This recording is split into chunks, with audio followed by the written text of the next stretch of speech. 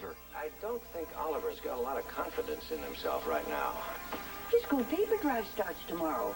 Gee, Spud. I wish I could help you out, but I re-promised them to Melissa Hensler. My word's only as good as the paper it's printed on. I'll never win now.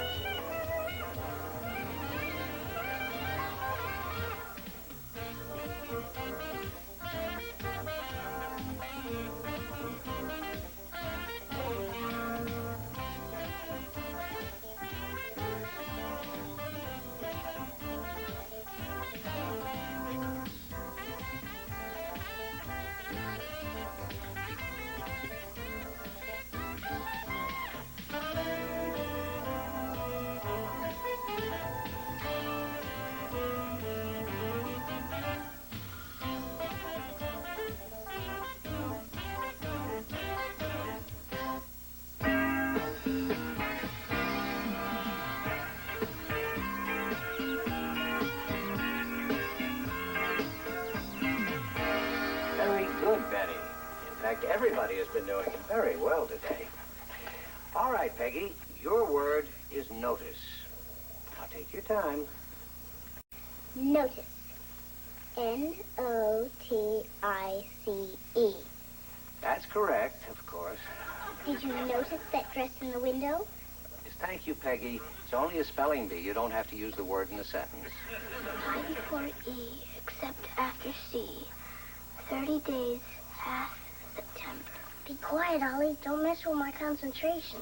Marcus, your word is special. Special. Let me see. S-P-E. Then it's either S or C. Marcus, we're waiting.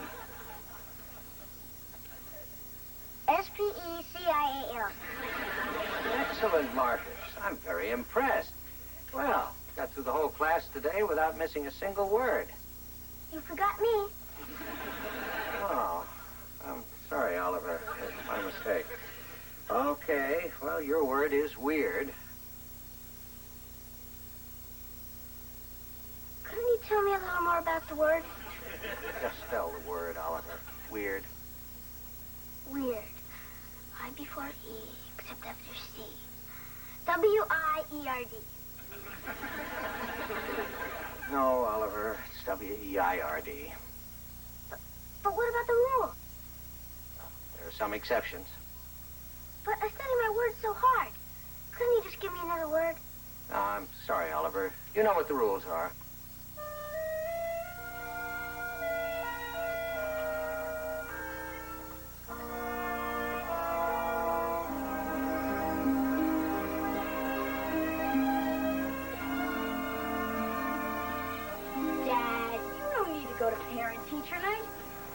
Everything you need to know about what we do at school. That's exactly why I need to go. Dad, you're not going to go talk with Miss Canfield, are you? Oh, I thought I'd sneak out to the playground and see if I can still make it to the top of the jungle gym. Oh, honey, of course we're going to talk to your teacher, but you don't have anything to worry about, do you? No, just as long as you don't go snooping around in my desk. Where's Oliver? He's upstairs moping again.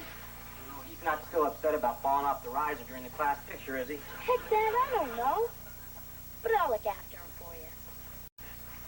Thanks. Now you know where to reach us if you have any problems. Kip, I'll be visiting your class. Anything you want me to ask your teacher? Yeah. I would appreciate if you could find out if they're going to be obtuse angles on tomorrow's quiz. See if I can work that casually into the conversation.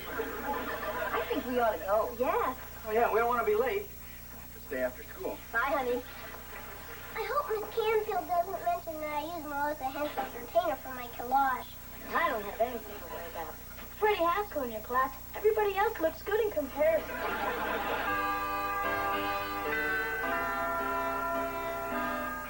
Hey, Marcia, how you been? Remember me, Eddie Haskell? Good memory. Well, Eddie, people tend to remember when you don't drive them home from the prom. Isn't this the greatest? All the guys together again at school. Maybe so, Rich. But I still get nervous every time I walk in here. Beaver, you're suffering from what we psychologists call academic shell shock. Hey, is that a real disease? Or is it just something you made up to peddle your book on television? No, this is real. Some guys who've had it tough in school go through life always afraid that someone's going to yell at them. I've been treating Lumpy for it for years. It's funny how things change, isn't it? You know, we were in the same science class for a whole semester, but I never paid attention to you. We even dissected a crayfish together. Yeah, I never really noticed you until you came back from that spring vacation in Fort Lauderdale. You were all tan and wearing that little white dress with a little heel on your shoulder. Well, they didn't have any moisturizer then. I remember. I saw you standing here right next to your locker. You were opening it, and I just stared. I remember thinking, that is the most beautiful girl I've ever seen in my entire life. Oh. You know, I bet I even remember the combination to your locker. Really? Yeah. Well, there are some things a man never forgets. Well, I guess once in love, always in love. Was there ever any doubt? You just opened Julie Foster's old locker.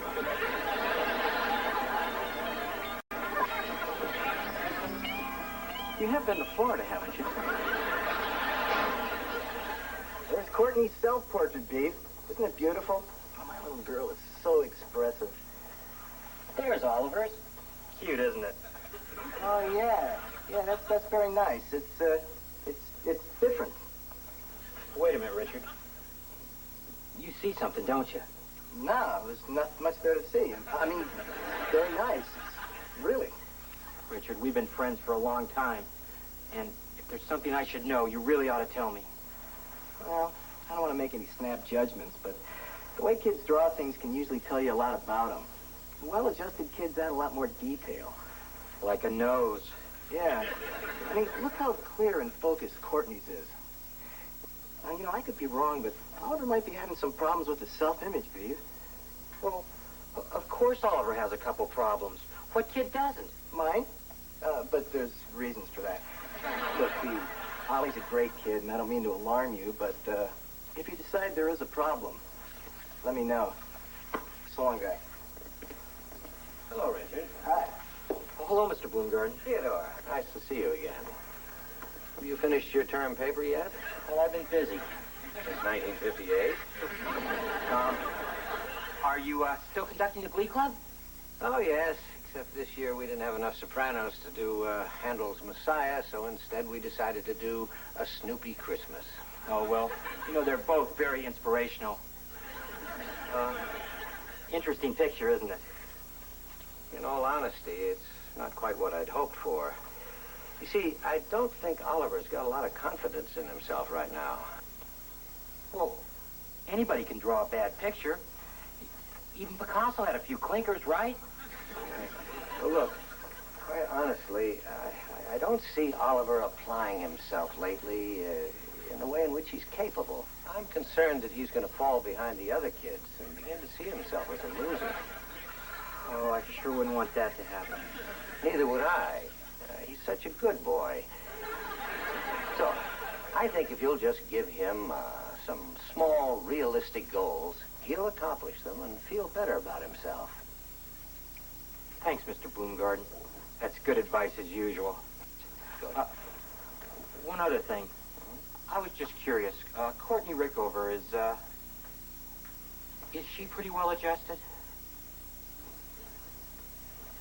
Yeah.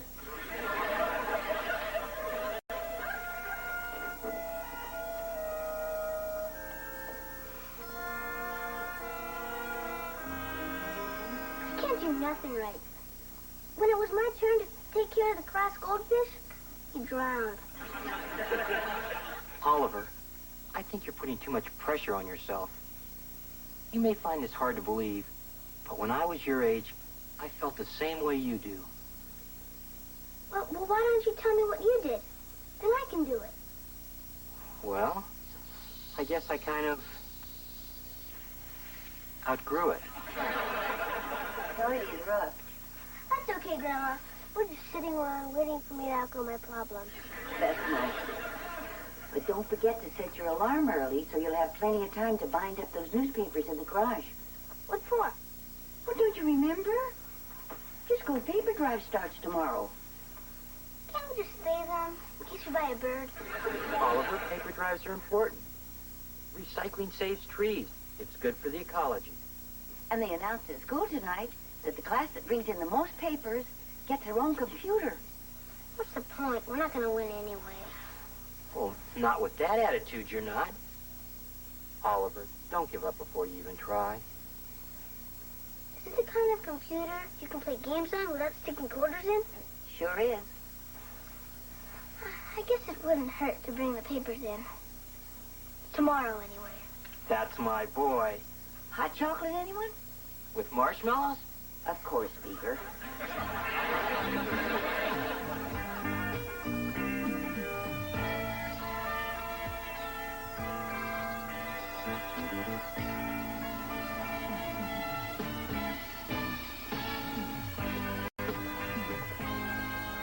Did your folks go to parent-teacher night? Sure did. And Mr. Bloomgarden told them that I'm finally living up to my potential. Yeah, I'm not doing so great either. Well, how about this? I think we may all be enjoying a new computer soon. It seems that our class is now in first place in the paper drive. And the student who's brought in the most papers is Oliver Cleaver. This Oliver Cleaver? You bet. This is nothing. Tomorrow, I'm going to bring in so many papers to the school, there won't be enough room for students.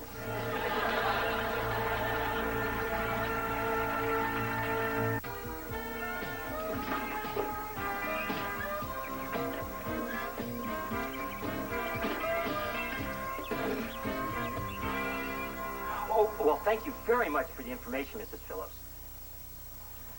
I'm very sorry that Oliver woke you up this morning. You know what? If he comes back for your evening paper, tell him to come home. We miss him. Come in. Oh, I'm sorry. There's somebody at the door. I gotta go now. Oh, well, hi, Wally.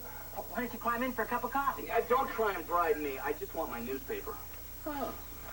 Help yourself. Beaver, I pay for home delivery to my house, not to yours. What do I have to do? Set a trap for the kid?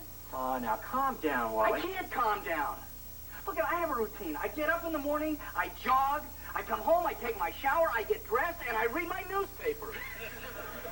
The last 4 mornings, I haven't been able to read anything but the back of a cereal box. But isn't it nice that he's finally throwing himself into something for a change? Yeah, I guess so. Hey, look, I don't mind that he takes my newspaper, but couldn't he at least tear out Dick Tracy and slip it under the door? Tell you what, I'm going to put in a good word for you. You know, in the meantime, thanks for being such an understanding uncle. How about that cup of coffee? Beaver, I never have my coffee until I read my newspaper. Boy, I'm really in a rut, aren't I? Yeah. Okay, I will have that cup of coffee. And what the heck? Put some cream in it. Coming right up.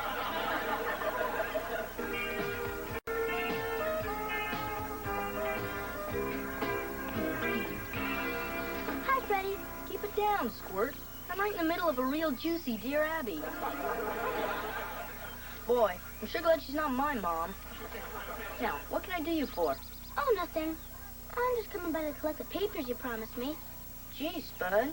I wish I could help you out, but I re-promised them to Melissa Hensler. But you gave me your word. My word's only as good as the paper it's printed on. You can't help Melissa. Her class is the only one that can catch us for the prize. You might as well sell your wagons for scrap, because she's giving away free passes to her old man's movie theater for every bunch of papers you give her. Now what am I going to do? Give passes to see my dad's office? Hey, don't look at me like that. This whole thing's your fault. What did I do? You trusted me. Yeah, I guess I did. I'll never win now. Now I feel bad.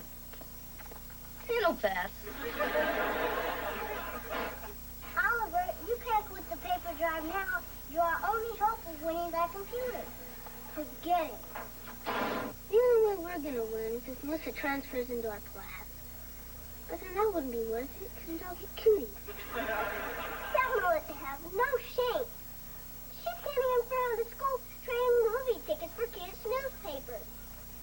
Ollie, I hope you crunch her. Don't get your hopes up. Oliver's backing out. He's going belly up, just like our class's goldfish. That's true. It's okay, Kelly. I probably wouldn't have won anyway. Ollie, you can't back out. You're a Beaver, not a quitter. You can do it, Ollie. Anybody who can eat a whole lunch in 3 minutes can do anything. So what's it gonna be, Ollie? Say, Ollie, since you can't possibly win by tomorrow's deadline, you might as well trade me your papers for a pass to the movies. You better keep those tickets for yourself, Melissa. Because when my class wins tomorrow, you're gonna need a dark place to hide. You don't scare me, Carrot Head. You'll never get enough papers to beat me by tomorrow morning. Even if you stayed up all night. I'll bring in more papers than you. Even if I have to stay up 2 nights.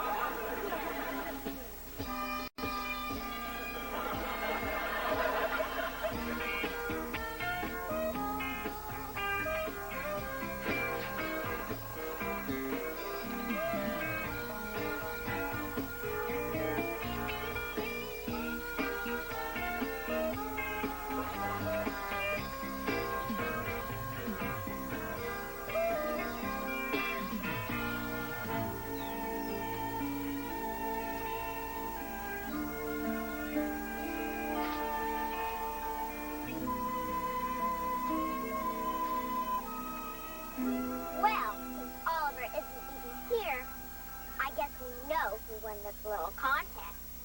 You just wait, Melissa. Oliver will be here any minute with tons of papers. All right, and there's a tooth fairy and a man in the moon, and a reading goodnight to my baby brother. Oliver's got 2 more minutes. He'll come. Won't he? Can I have your attention? As we're running short of time, I want you room captains to thank everybody for doing such a wonderful job in making our paper drive such a huge success. From the looks of it, I'd say we have a clear winner. Thank you, Mr. Bloomgarden. Here, take the wife to the movie to celebrate my victory. But it's not 8 o'clock yet, and Oliver's coming with more papers. Kip, Oliver did a fine job, but every contest has to have a deadline, and I'm afraid we only have a minute left. But you can do a lot in a minute. My mother can make a whole bowl of rice in that time. You should be happy, Kelly. I wouldn't be computer for our class. I wouldn't care if you won our class a trip to the state capitol.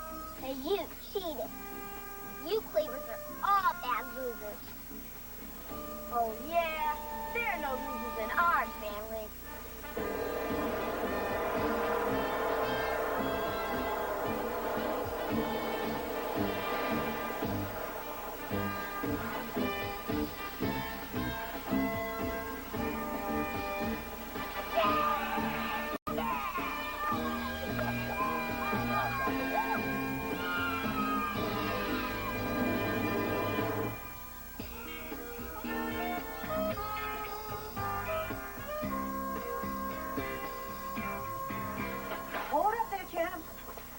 Just baked you some victory cookies.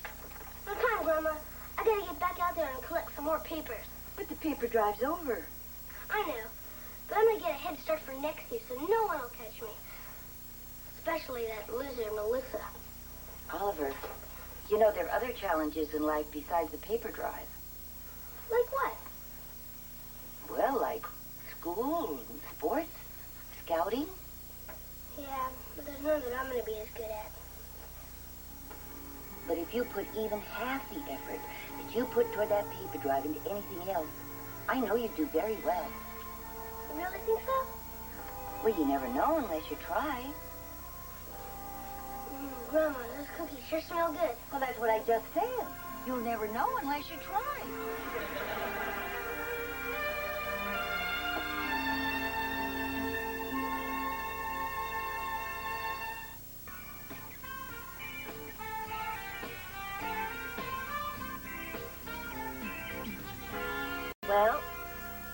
she is. That's Julie Foster? Uh-huh. What did Dad see in her?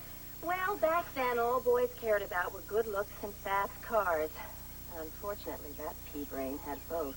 Hey, wait. What's she writing in Dad's yearbook? Let's see if we can pick Dad out from the swim team picture. Hi, Miss. Hi, honey. What are you up to? I'm trying to see what Julie Foster wrote in her yearbook, but Mom's trying to stop me. Oh, you don't have to look that up. I memorized it. You memorized it? Well, sure. How could I forget it?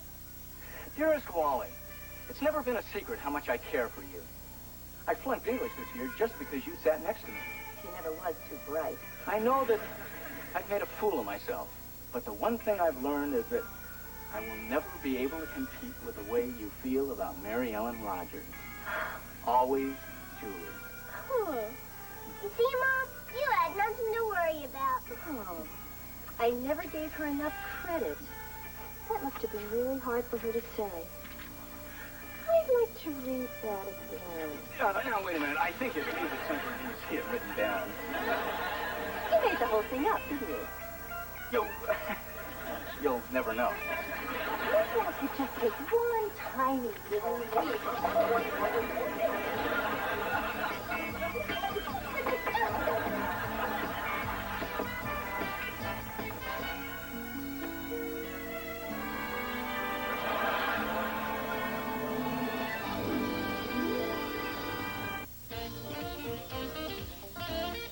Locked into orbit around a deadly space probe, the Alphans must save their moon and Earth from ancient foes on the fabulous Space 1999. Saturday afternoon at 4:30 here on YTV.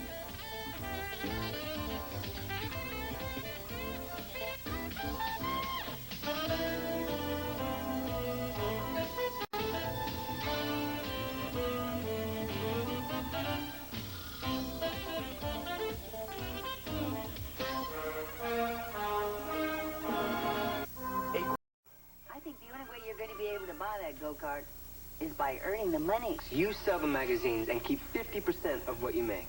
50%? Wow, that's almost half. You got a deal.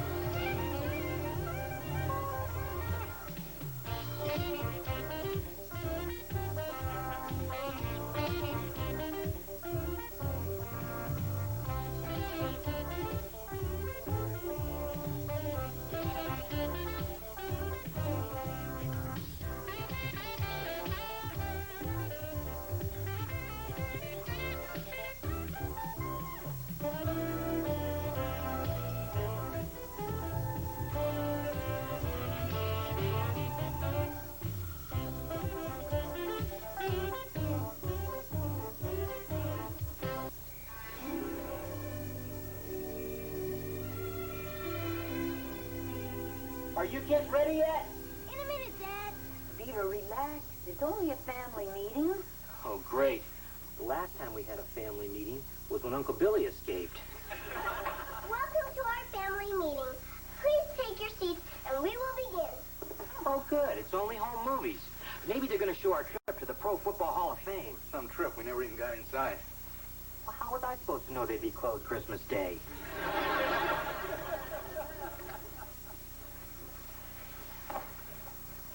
Thank you for coming. We called you together because Kelly, Oliver, and I would like permission to make a purchase. Oliver, light. We know we've asked for a lot of things in the past, but we've never wanted anything more than we want this.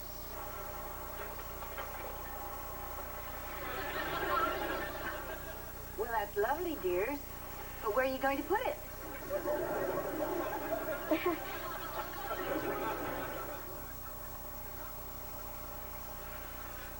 Oh, boy.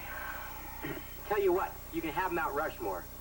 You're looking at a classic 1978 Rapid Racer. 3.5 horsepower, steel tubular frame, and it gets 100 miles to the gallon, and even more downhill. Still John's brother's only selling it because they wouldn't let him keep it as a monastery. Now hold it. In the first place, where would you ride a thing like that? McGregor's vacant lot. And we promised to push it all the way there. But you can get hurt driving around in a go-kart. Safety. An important factor. Exhibit A. Very impressive. Yeah, in fact, so is your whole presentation. I'd hate to run up against you guys in court. Thank you. So what do you say? Huh? Huh? Huh? Look, you obviously put a lot of time and effort into this. Now, I don't know about Wally and Mary Ellen, but I don't think you boys are old enough to own your own go-kart. Kelly, I'm going to have to go along with your Uncle Beaver on this. Dad!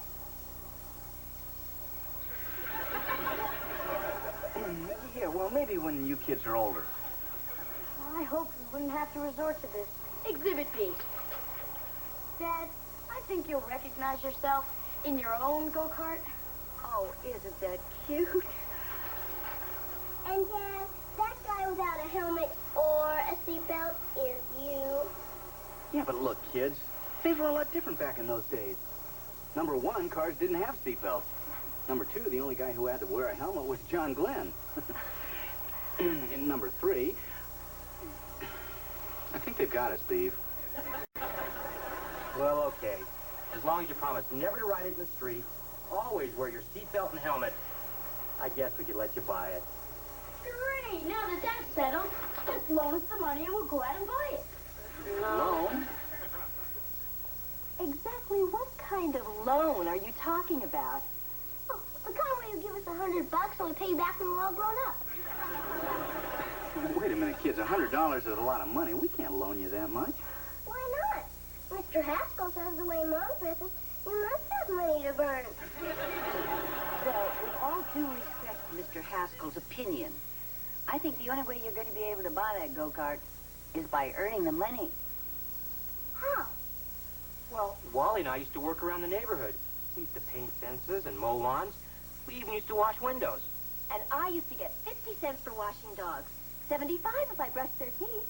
Yeah, sometimes we'd bring home over $3 a week. Yeah. And by today's prices, that'd be about $10. Yeah, but that's really hard work. Yeah, that'd be like sweating without having any fun. I'm sure we can think of an easier way. Yeah, we've got brains we haven't even used yet. All right, but just remember, kids, there's no free lunch. Great. Now we've got to start paying for our own food.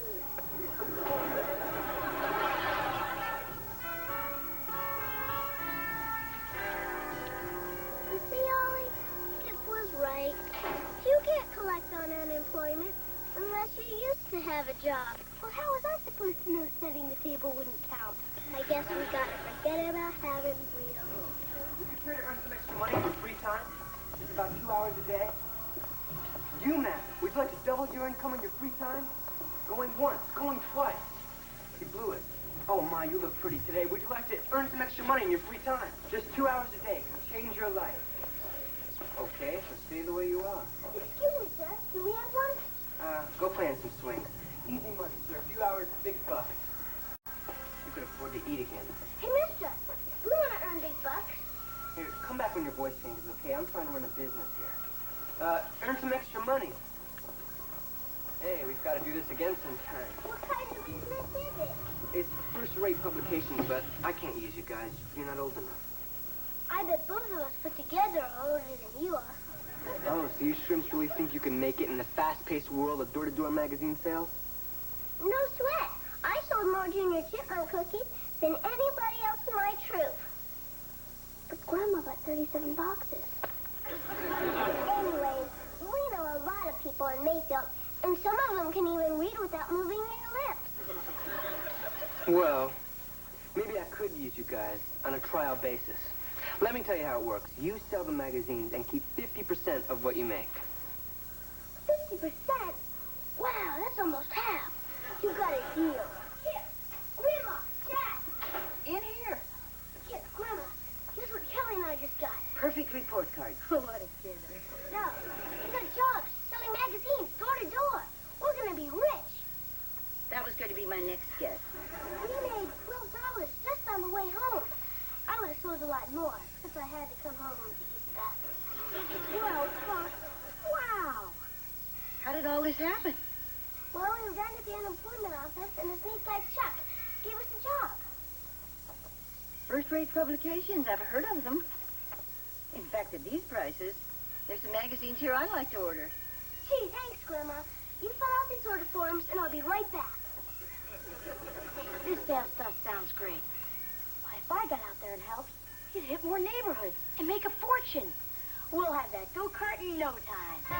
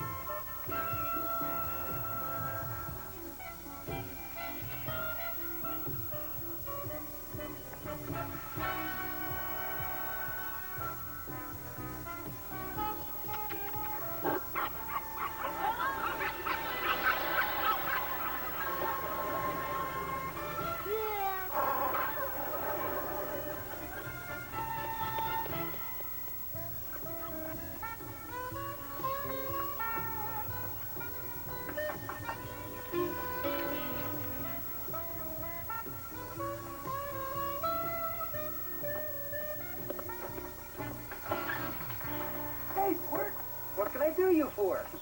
Good afternoon, Mr. Haskell. I represent First Rate Publications. Hey, look, turn off the People's Court and get out of here. You just stand by, kid. Here's your $10, Eddie. The judge gave the wife custody of the forklift. Hello, Kelly. Good afternoon, Mr. Rutherford. Do you gentlemen know what's happening in the Middle East? Do you know what wine to serve with halibut? Do you know the right motor oil for your car? I'll take the motor oil question and Rosemary to block. All these questions and more will be answered if you take advantage of the magazine subscription deal of a lifetime. Ah, you're selling magazines. What, your old man fall on hard times? With First-Rate Publications, the more magazines you buy, the less you pay. Hey, forget the magazines. Can you get me a deal on a set of white walls? Good one, Love. Well, thanks for the offer, Wally Jr. But we got reservations at the miniature golf course. Yeah, and I had to call in a favor to get them. So you don't want any magazines? Look, if I want to read a magazine, I'll pretend I got a dentist appointment and spend an hour in a waiting room. I guess I might as well forget the whole thing. If I can't sell magazines to my own godparents, I might as well quit the business. You know something, Edward? We're lower than slug slime. Hey, Squirt, can you get Soldier a fortune?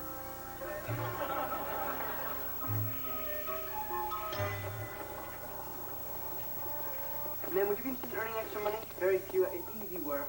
There's Chuck. That's Chuck? Yeah. So? Holly, the guy's office is a hallway.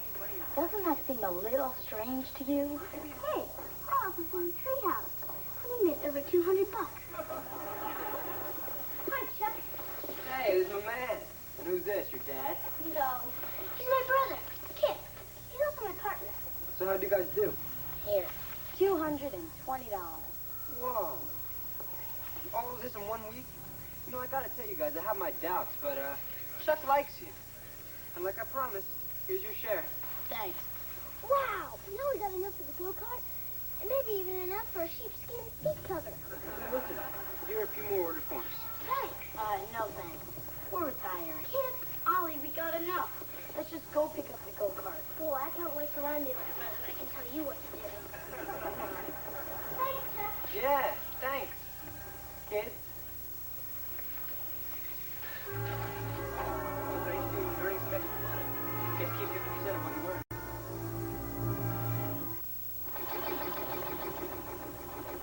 Still smoking, huh? Not as much as yesterday.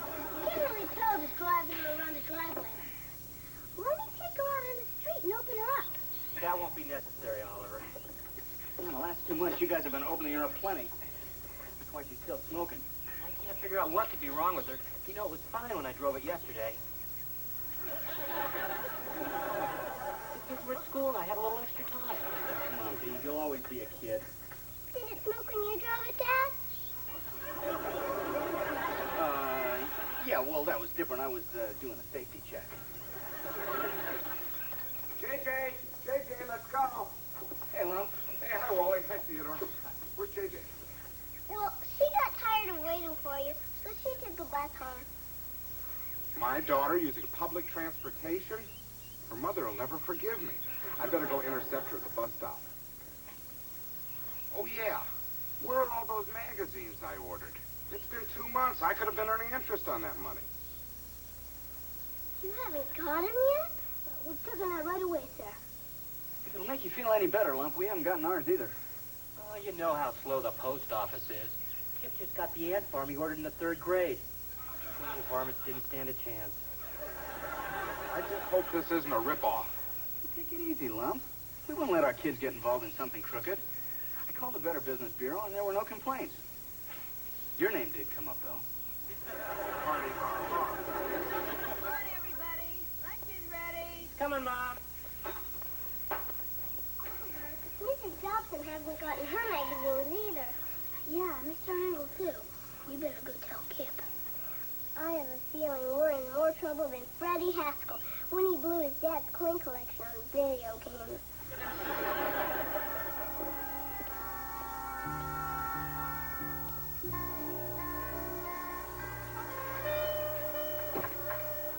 Good afternoon, Mrs. Cleaver. Hello, Freddie.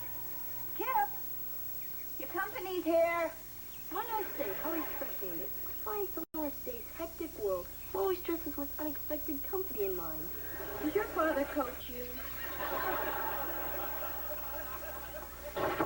Oh, and I won't be staying for dinner today, Mrs. Cleaver. What a shame. And I already laid out the good china. You kids behave yourselves. Would you come on? Hey, what's the rush, Raoul? I got major problems, Freddie. What happened? They stopped making pimple cream?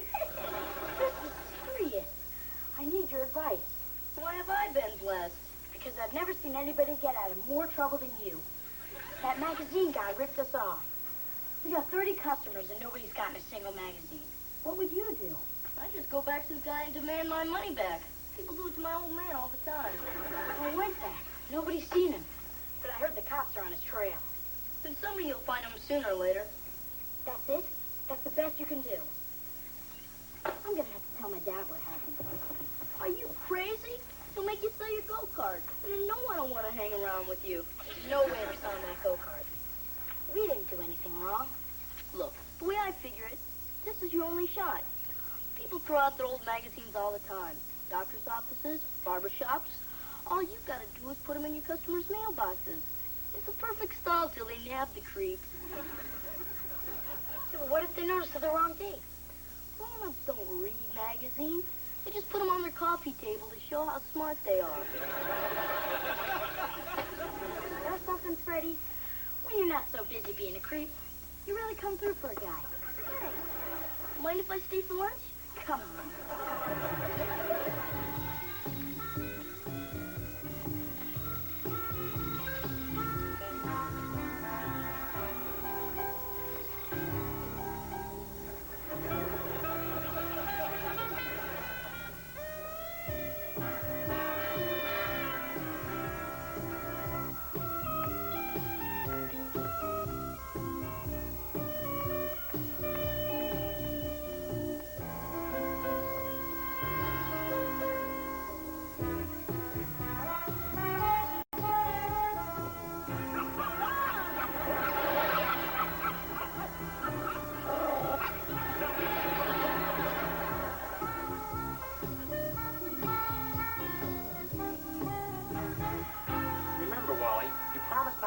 Too hard.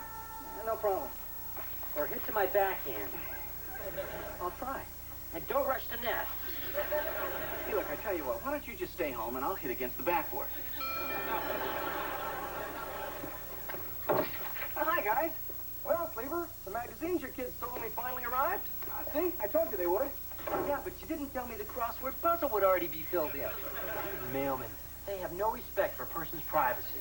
Oh, is this the mailman's fault? My cooking magazine is dated October 1967. Look at this. Eisenhower's recipe for meatloaf. Forget the meatloaf. I had to go to my dentist's office to read Modern Sportsman so I wouldn't miss that article on overhand bowling. All right, calm down. Let me and Beav talk to the kids. We'll get to the bottom of this whole thing. Yeah, well, you better, Maurice. I'm not going to take this. Remember, I'm a veteran. Eddie, I don't think 6 months as a volunteer fireman qualifies. You just come up with the cash. Don't forget, I've still got your battery charger. He's not kidding. He's plenty steam.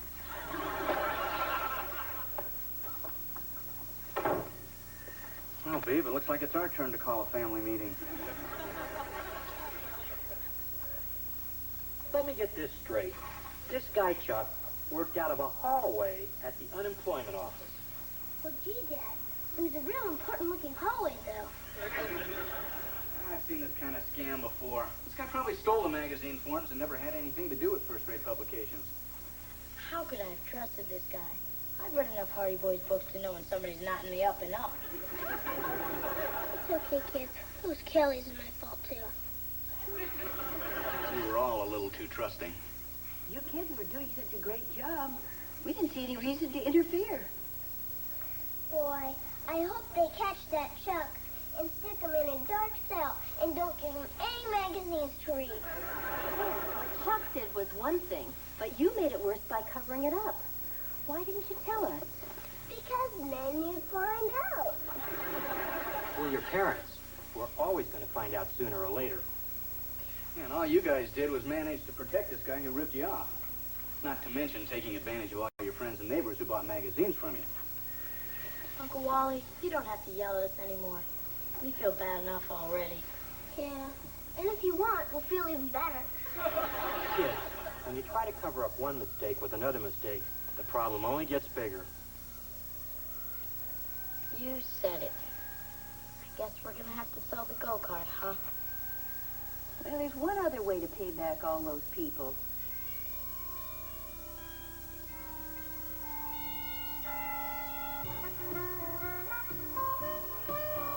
You know, this hard work isn't so bad after all. Yeah, we worked up a whole $13 this week. If you don't include that window we broke. This may sound crazy. I think maybe we should listen to our parents more often. Yeah, let's not tell them, or it'll go to their heads. And then they'd be impossible to live with.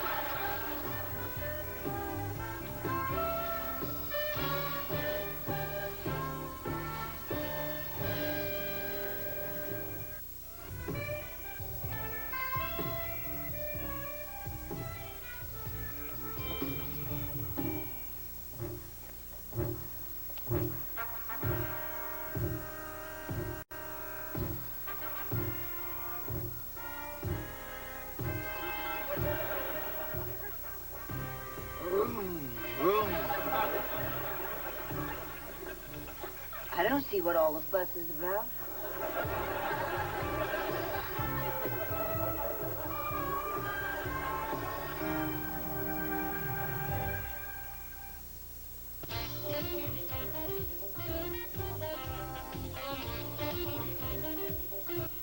He sings, writes, dances, and engineers his own records. He does it all. Meet dance music master Stevie B on the video show that takes you to where it's happening.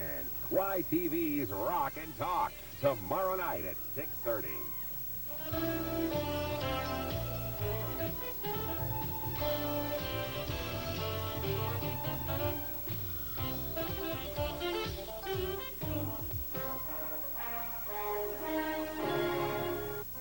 Leave it to Beaver.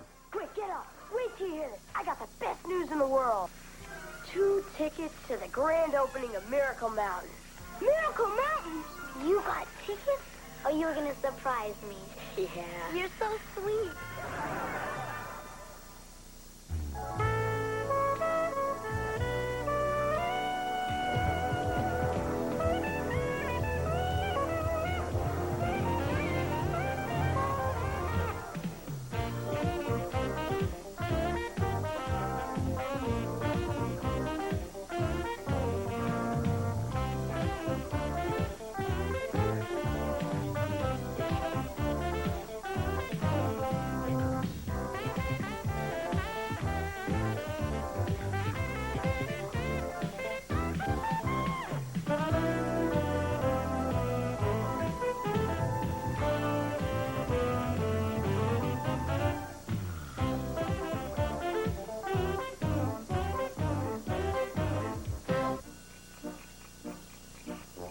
gunpowder or downy? Boy, was I glad when I found out you were a guy. Now I can tell you all kinds of stuff that I wouldn't tell a girl. Thanks for the neat letter and the giant centipede. S-E-N-T-E.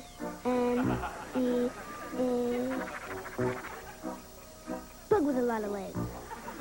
It croaked by the time it got here, but my grandma screamed anyways. I'm in the 3rd grade, I'm almost 4 feet, 4 inches, and even if I haven't catched my first wildebeest yet, I have wiped out 4,000 aliens and space invaders. You asked about my family, so here goes. I live in a pretty nice hut, and you don't have to leave the house to go to the... Well, you know what I mean. I live with my dad, brother, and grandma in a small village called Mayfield. I guess our family isn't much different than yours, except, well, in our tribe, grandma's the chief. My mom doesn't live with us anymore, so grandma pensions. She's real good at noticing things that aren't quite right. Well, like when my fingernails are dirty, or when I tried to paint pinstripes on my dad's car. But nobody has a better costume than I do on Halloween. My dad's different than my friend's dad. And even though we don't hunt boars so much anymore, we watch cartoons together. And he's never too busy to do something. Keep going. Just a little further, Ollie. Come on.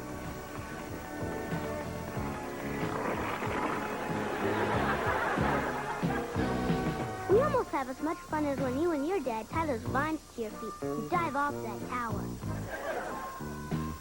The rest of the family lives in the next house.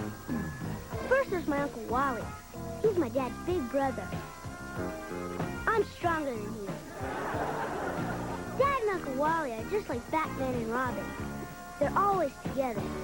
You know, like those 2 guys you have in your country, Congo Man and Umblock. Connect black wire to negative side of battery. Great.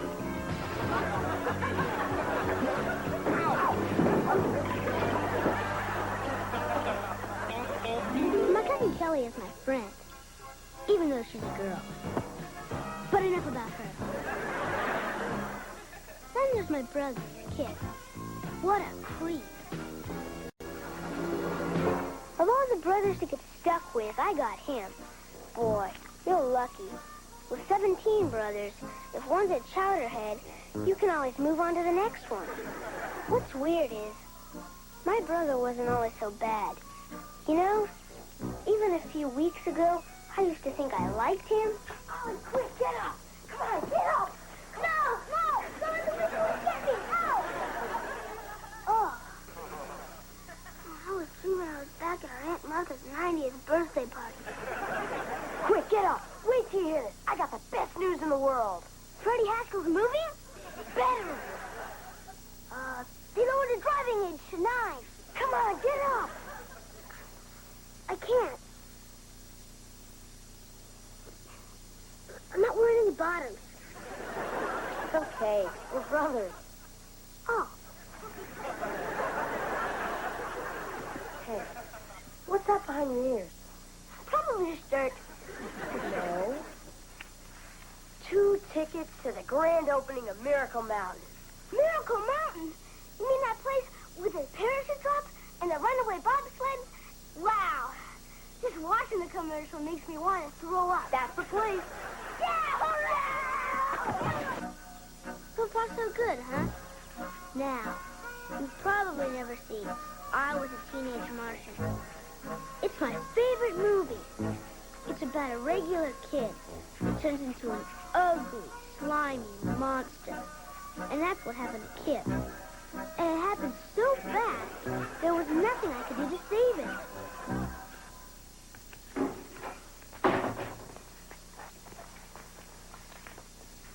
What are you doing?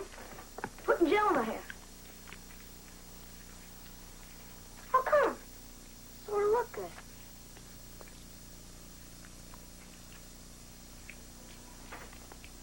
When's it gonna start working?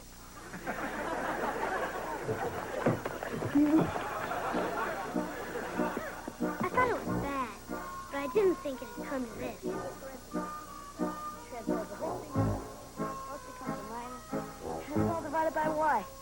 country, we have a strange disease that most guys fear worse than eating creamed corn. It's called girl.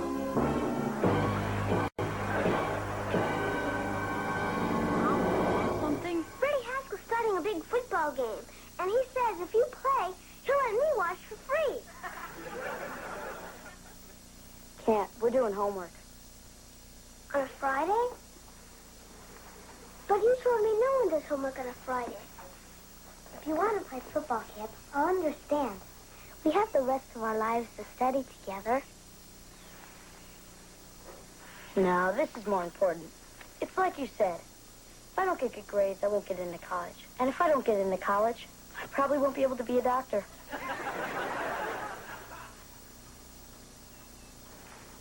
You okay, Kip? Look, are you hungry? I guess. Great. Then why don't you go in the kitchen and get yourself something to eat?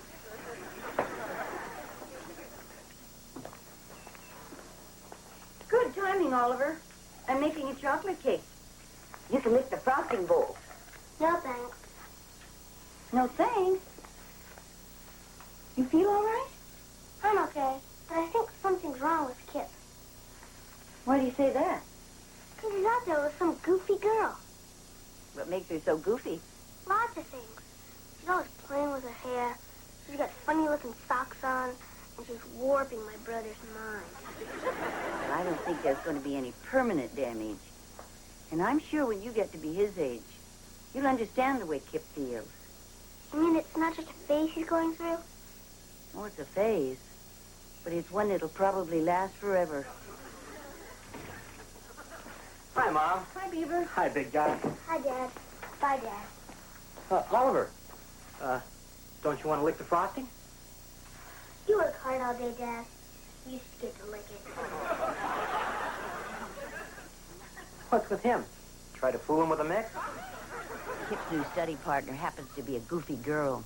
And this is not a mix. Well, I can't say I didn't see this one coming. This is going to be awfully rough on Oliver.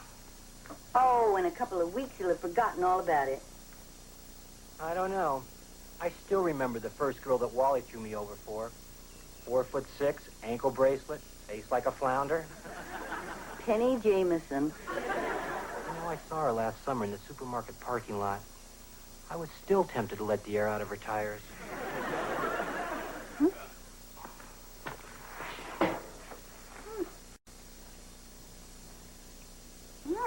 I don't know what they're missing.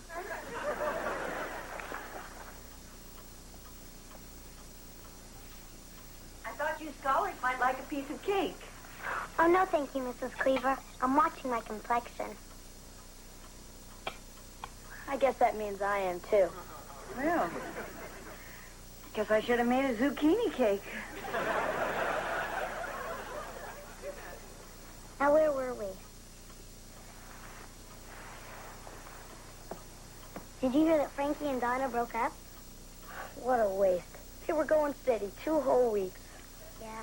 But since they have tickets, they're still going to Miracle Mountain together. Well, I don't blame them.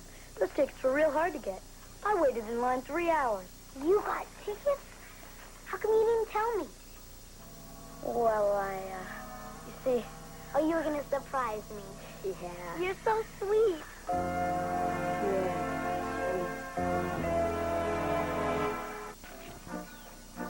Well, pen pal, see what I mean? The enemy has taken control of my brother's mind. What little there was of it. Hi, Uncle Wally. You busy? No, I'm stupid. Next time I'll pay the $20 to have the burglar alarm installed. What can I do for you? Well, I kind of got a problem. And I need some advice. Sure this isn't something you should talk over with your father? Well, he's good at most stuff, but from what I've read in your high school yearbook, well, I thought you'd be better help when it came to girls. You may have a point there. Well, I kind of made a mistake. I promised to take 2 people to the same place. 2 dates for the same night. The classic adolescent dilemma. Hey. I wonder what this was.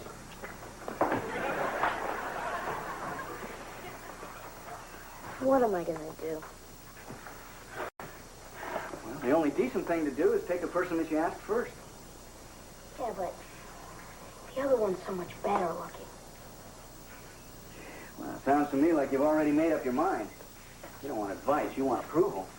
Can't give you that. But whoever you decide to leave behind, just be honest with them. It may be a little bit rougher on you, but you owe them that much.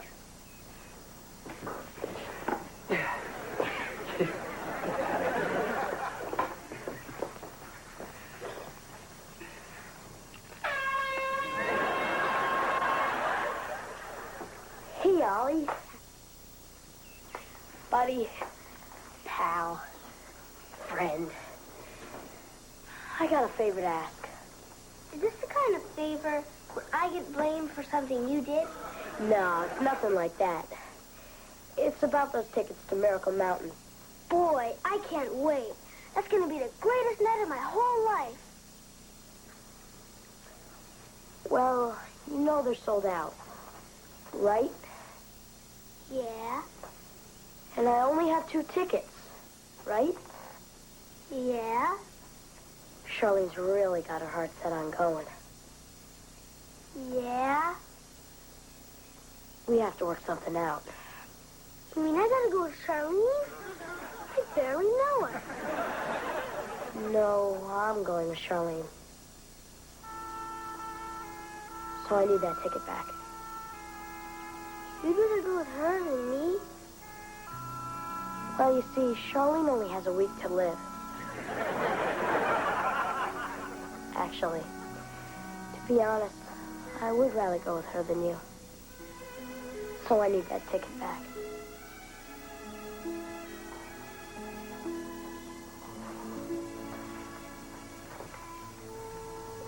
Are you sure?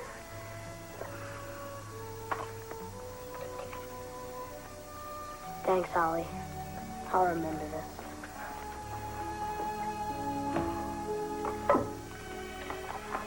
Yeah, I'll remember it too.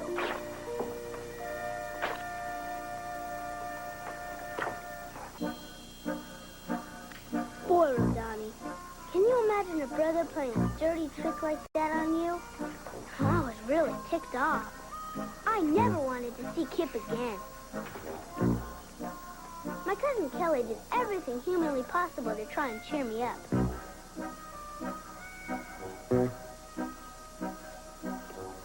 I wish she was better at it. Hey, Ollie. What you doing? Seeing how much string is inside this softball? What good's that gonna do? It's Kit's softball. Finally, the big night arrived. She might have had her claws sunk in it. But I wasn't about to give up without a fight.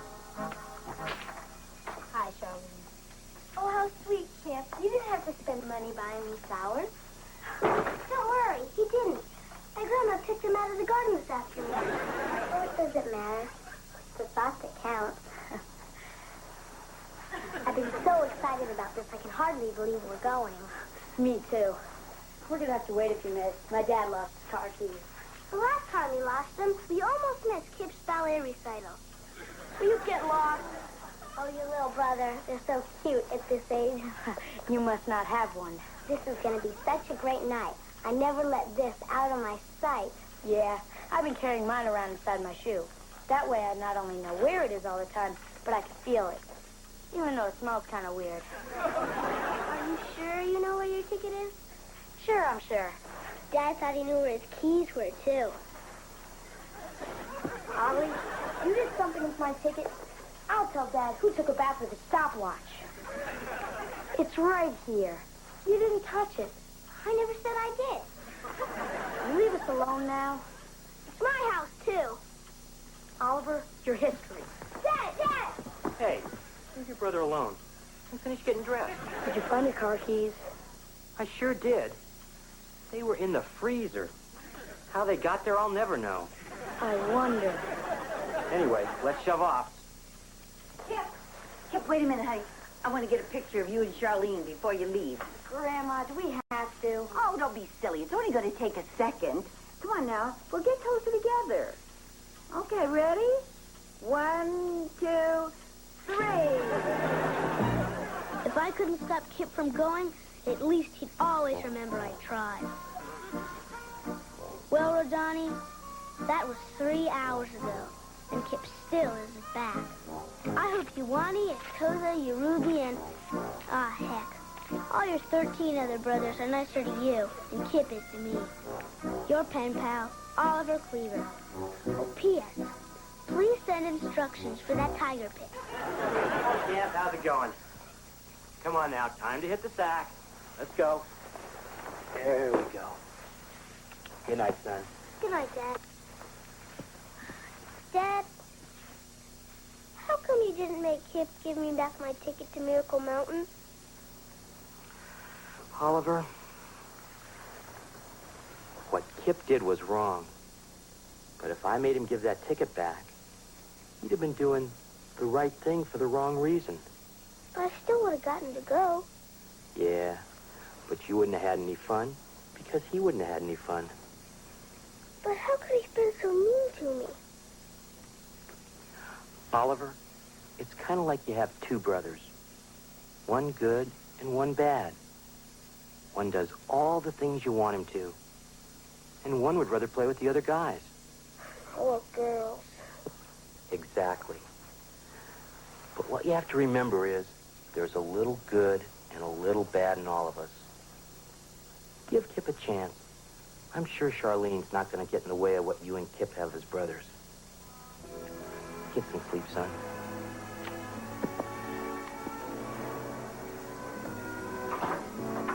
How can I sleep if I gotta share my room with a girl like her?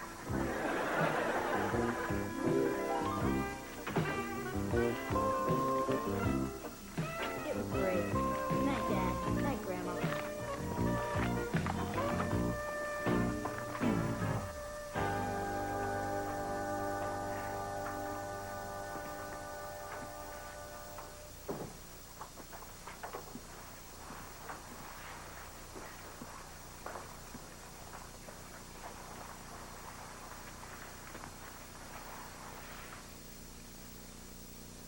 You awake? No. Mind if I turn on the light? Yeah, I'm on. You don't want me to undress in the dark, do you? Yeah, you might hurt yourself. Want to hear what happened tonight? I don't want to hear what kind of a great time you had with Little Miss Muffet. That's just it. I didn't have such a great time. Yeah? You get there, see? There's all kinds of awesome stuff going on. First thing she does is go to the bathroom and comb her hair for 10 minutes.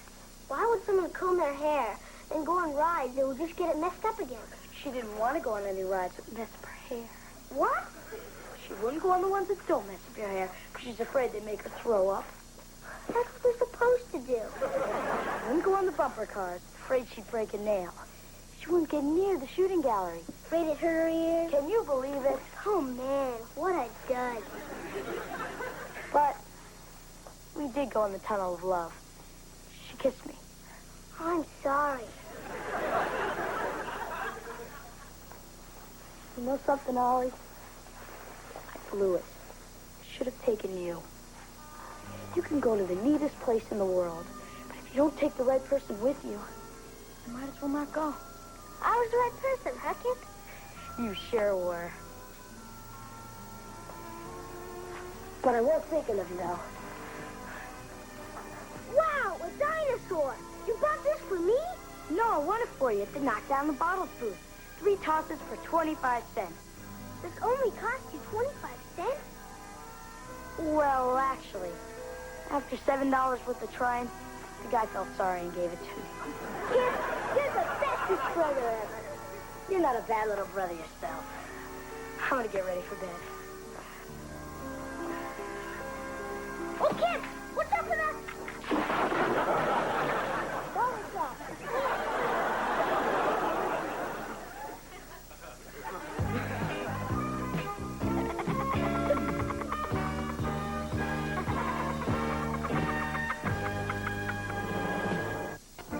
Dear Pen Pal O'Donnell, you asked me about my family, so here goes. Let me tell you about Kip. He's more than just my brother. He's the smartest, bestest looking, coolest brother a guy could have. And I wouldn't even trade him for 16 other brothers. We like the same junk. We do everything together. Next week, he's even taking me to Miracle Mountain. Unless he falls for another girl.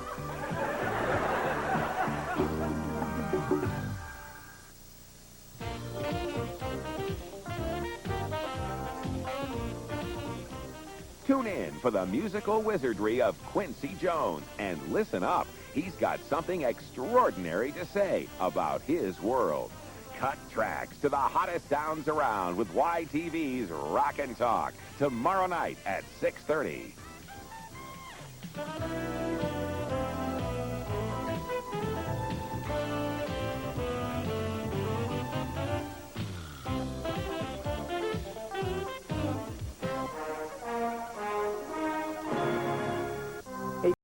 Is the one to gain each other's respect. And sometimes along the way, the strangest detours take us exactly where we want to go.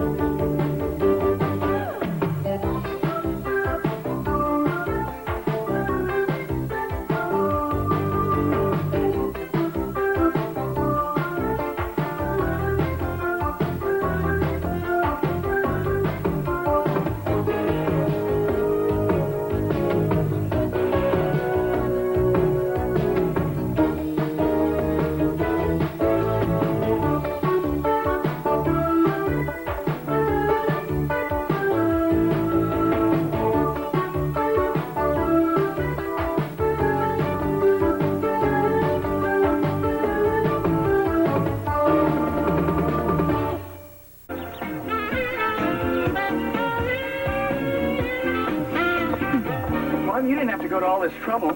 Kelly and I have been eating fine. Oh, sure. I know the way you and Kelly eat when Mary Ellen visits her folks. Only reason you go near the oven is to find out what time it is. Oh, thanks for looking out for us anyway. Mm-hmm. If you really want to thank me, you'll cancel that arrangement you made with Eddie Haskell. Hey, what's the big deal?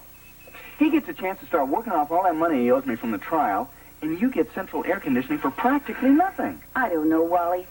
Having Eddie Haskell in my house for 3 weeks, night and day? It's like I'm being punished for his crimes. Well, sleep well.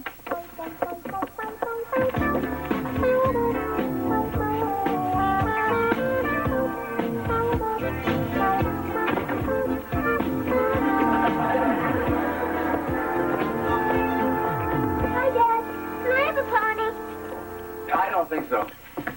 How about raising my allowance $25 a week? Nice try, hon. Well, it worked for JJ. You mean she really got a raise in her allowance that way? No, she got a pony. Yeah, come on in. Hi, Dad. Hi, Kip.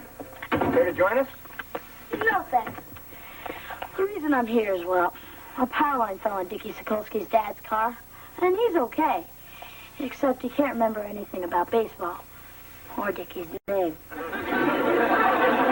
So we sort of need a new coach. How about it, Uncle Wally?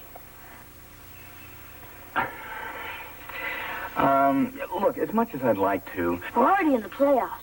And if we win our next game, we'll probably be playing Freddie Haskell's team for the championship. Well, I'm flattered that you asked me, Kip, but, I've given up coaching for good, I'm afraid. What? It was my soccer team that put him over the edge. We didn't win a single game. Even the fish market took their name off our jerseys. I'm just burnt out. My work suffered, I neglected my family. But most of all, he hates to lose. So I think you're just going to have to keep looking. Hey, can't your dad do it? My dad? The Beaver? Well, sure. He knows the game inside out. I know he played when he was a kid. But you went to spring training with the White Sox. But he's your father. Kip, a game only lasts a couple of hours. But your relationship with your father, that's something that lasts a lifetime.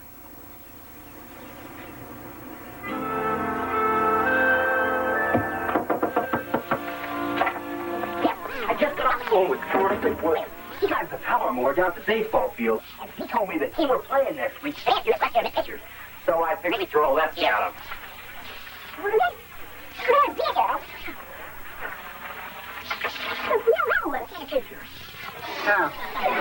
Maybe we could trade that real fat first baseman for one. Can't trade it, Ali. Well, I'll have to think of something else. Dad, can you come outside now? I'll be in a minute. I'm talking to your brother right now. In a shower? I'll be out in a few minutes. But Dad! In a minute, son. Dad, I'm very glad you're going to be helping the team. Oh, thanks, Kip. You know, this may sound dumb, but when you get to be my age, well, there's not much father-son stuff a guy can do without your friends thinking you're going soft on them. I know. That's why I'm glad you asked me. Okay, Ollie. We can play now. Look confident, Dad. You see, I was getting my lunchbox out of your car because I looked past a Twinkie in it, and the next thing I knew, it kind of rolled into the street. Well, I hope you didn't eat it. No, Dad. Not the Twinkie. Your car.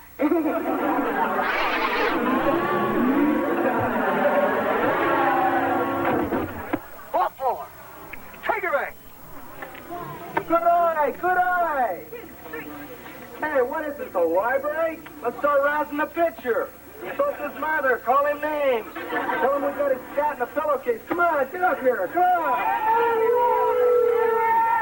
On your toes, Freddie.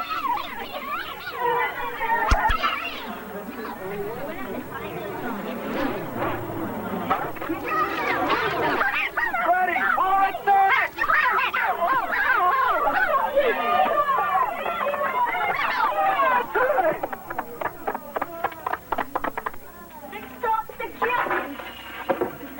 What are you doing here? Nothing more? If you'd been paying any attention to your coaches, you'd still be on third. Oh, might I remind you that your scouting report compared the center fielder's arm to a rusty slinky. I'm not here for my health. When I tell you to jump, you don't come down until I clear you to land. Hey, come on. I'm your son. Remember? Oh, that's right. What gets into me? Son, you're benched. What? Benched, as in collecting splinters the rest of the season. Surely you wouldn't deny yourself the pride of watching your own offspring engage in championship play. Don't count on it.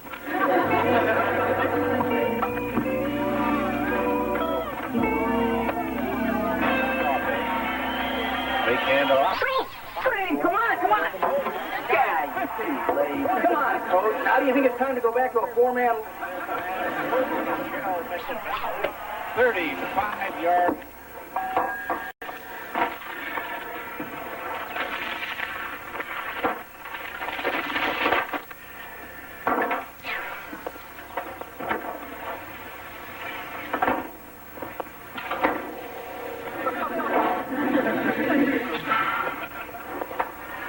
I don't know. Maybe I should start a garden.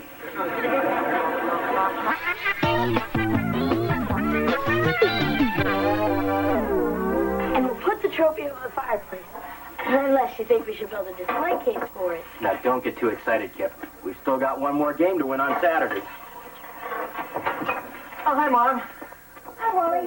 Well, I guess I don't have to ask how things went today. What was the score? Well, it was pretty close. Yeah, if one more of their players had shown up, they wouldn't have had to forfeit. Well, good afternoon, everyone. I'm making a little party to ease the sting of defeat. I wouldn't expect any less of you fine souls. Well, thank you, Eddie, except Kip's team won. Wait a second. You mean my squad is playing the Cleavers for the crown? Quick, oxygen! What's the matter, Eddie? You afraid? Of what? I've seen better teams pulling sleds. Things are different since my dad started managing us.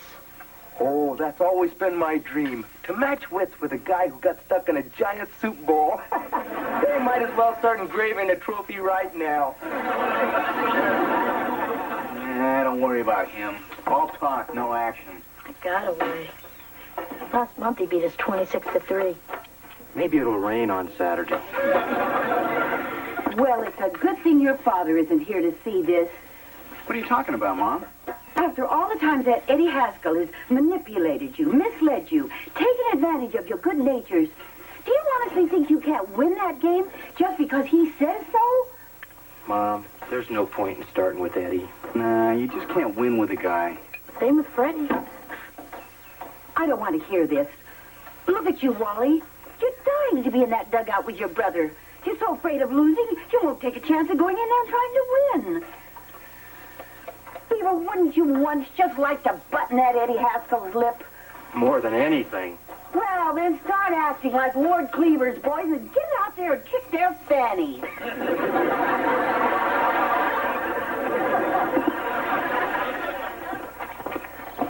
You know something, Eddie? For 30 years, you've been like a thorn in my paw. But come Saturday, I'm going to rip you out with my teeth. Not much in the metaphor department, are you, Beav? Metaphor department, I'm on a roll. That's it, Eddie. All you've done your whole life is make people miserable. Well, come Saturday, you're going to be down on your bony knees begging for mercy. I'm with you, Beav. The Haskells have tackled at the Cleavers for the last time.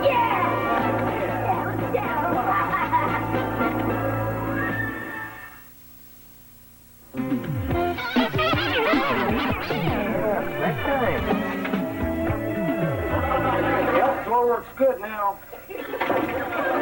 Few squirts. Well, Mr. Haskell, what a coincidence finding you here. Freddie was just saying how he wished his father were around so he could share his good news with him. Right? Yeah, what he said. Well, I'll just leave you two to have a pleasant father and son talk. Okay. Olive? Oh, no thanks. I had a big lunch.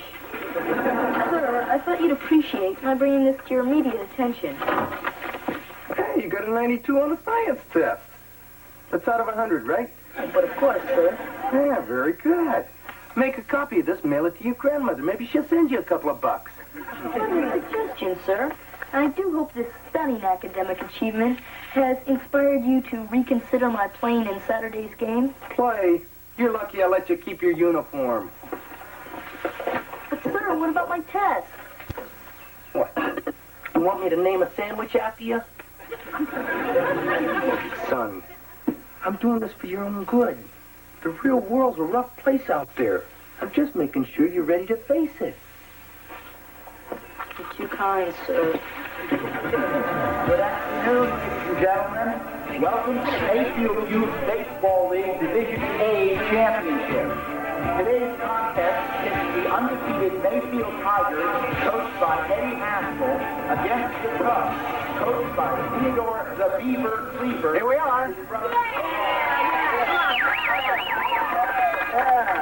You know, I bet there isn't one of you guys who hasn't dreamed of coming up to bat in the bottom of the ninth in the 7th game of the World Series and knocking one out of the park. Today we got the real thing. A chance to find out if you've got what it takes to be the best. $20, right here.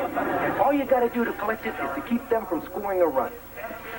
Now, I don't care whether you do it by making a great catch, throwing someone out at the plate, or by tripping someone around in third base. Now, if you think you can hit it, then you'll hit it. If you believe you can make a catch, then you'll do it. If you believe in yourself, you're going to be a winner, not just for today, but for the rest of your lives. Okay, you guys want to hear a big pep talk? You go rent Rocky Street. All I got to say is you deserve to be here today, and I've really enjoyed coaching most of you this season. Well, come on, guys, let's get out there and win.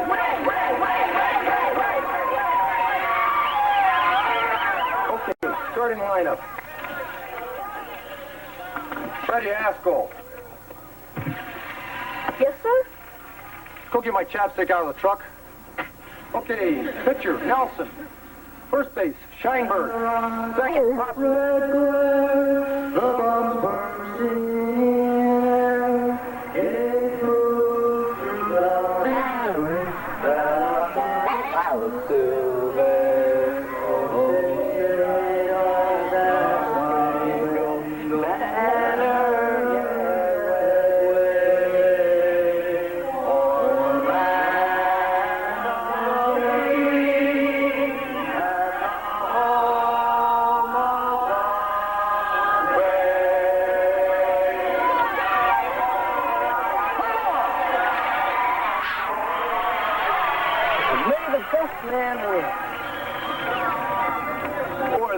plays the best. You know, Wally, I should carry around a pencil so I can jot down all the witty things you say. No wonder his mother joined the Merchant Marines. Come on, let's go. Come on, guys, let's go.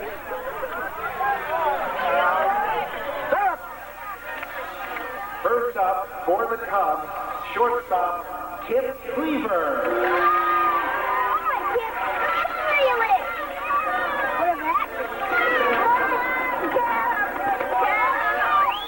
Wait for it. You can do it. You can do it. Come on. Here we go. Here we go.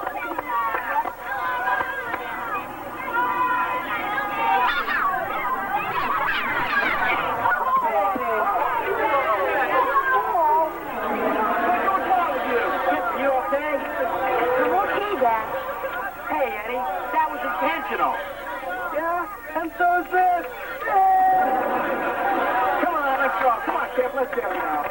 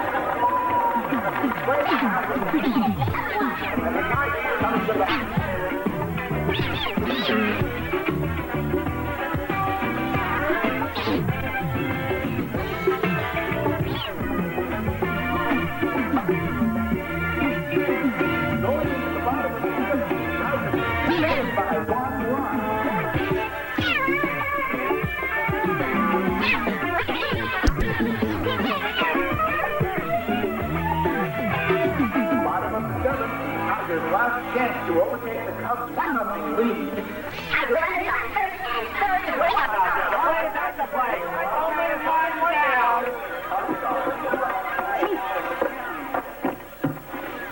Hey, Roberts, where do you think you're going? You're up to bat, you lunkhead. Look, Coach, I'm really late. I got split. So what's more important than this game, pray tell? It's my great aunt's funeral. So another 5 minutes won't make any difference to her. With you, Robert. No sense of priority. Going to Chief Beaver. We are awaiting word on who the hell will be.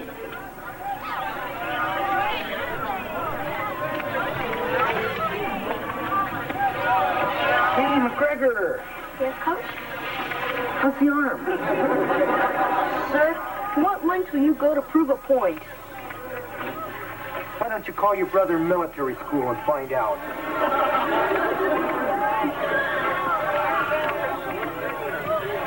All right, go ahead. At least we'll have somebody to blame when we lose. Skating for Dylan Roberts, number 9, Frederick Haskell. Hey, putting Freddie up. Let's walk him. Come on, he's a Haskell. Can't give him anything. Let him work for it.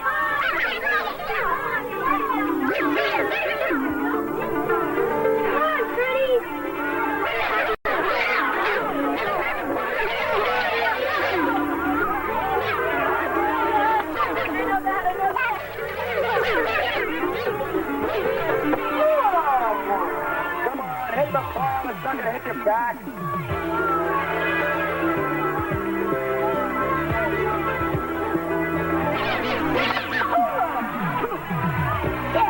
One more, come on. Come on, Pitcher. Let's go. You got it. Come on.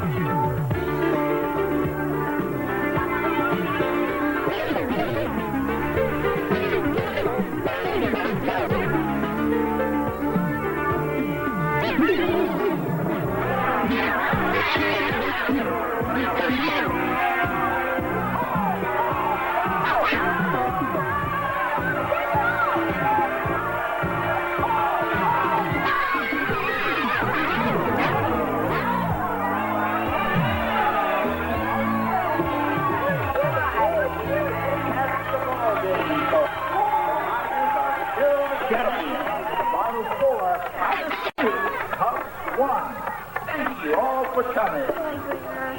Sure. That's not true, honey. They came together and they played hard together. And then they blew it. Yeah, you won. What, you expected to lose? Look, tell the guys we'll go for ice cream and see if some of the romance can pop up some dinero for a change. Yes, sir. Freddie? Freddie, wait.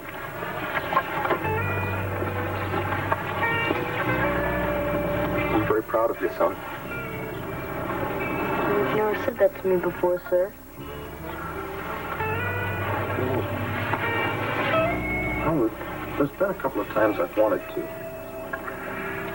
Look, I don't express myself well with words.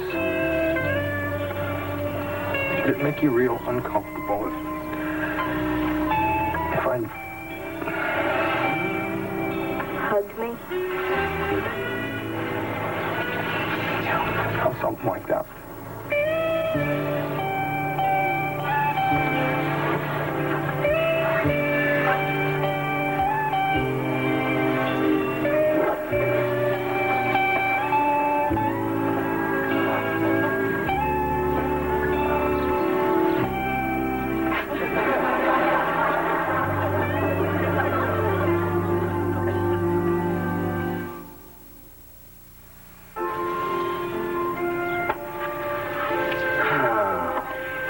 Should have walked in.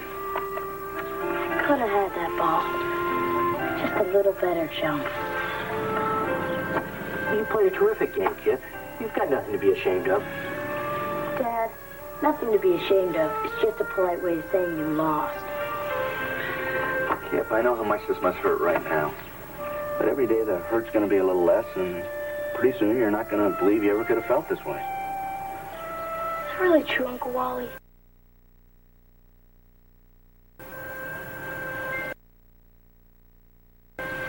No.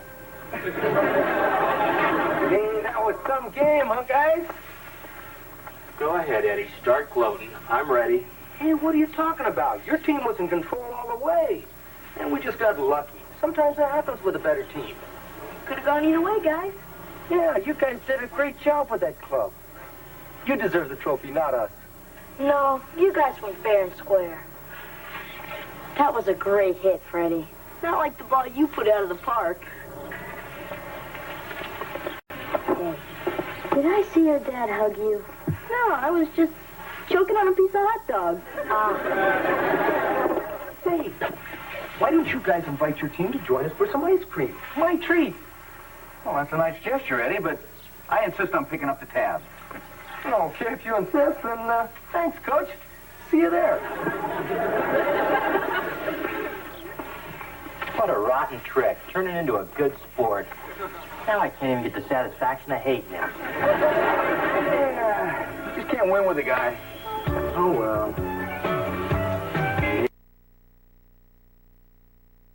Maybe next year.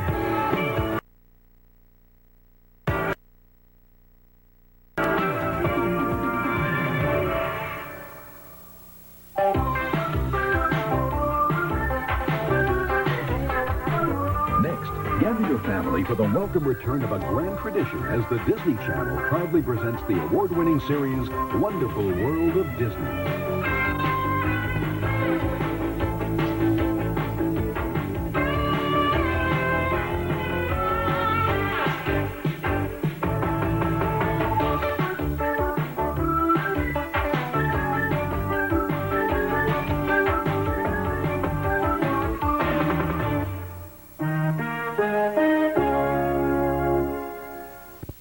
Leave it to Beaver. No, Kelly. We're not sure your parents are getting divorced at all. A divorce? You think my parents are getting a divorce? You know, Kelly, you may not believe this now, but sometimes the biggest changes are the best for everybody.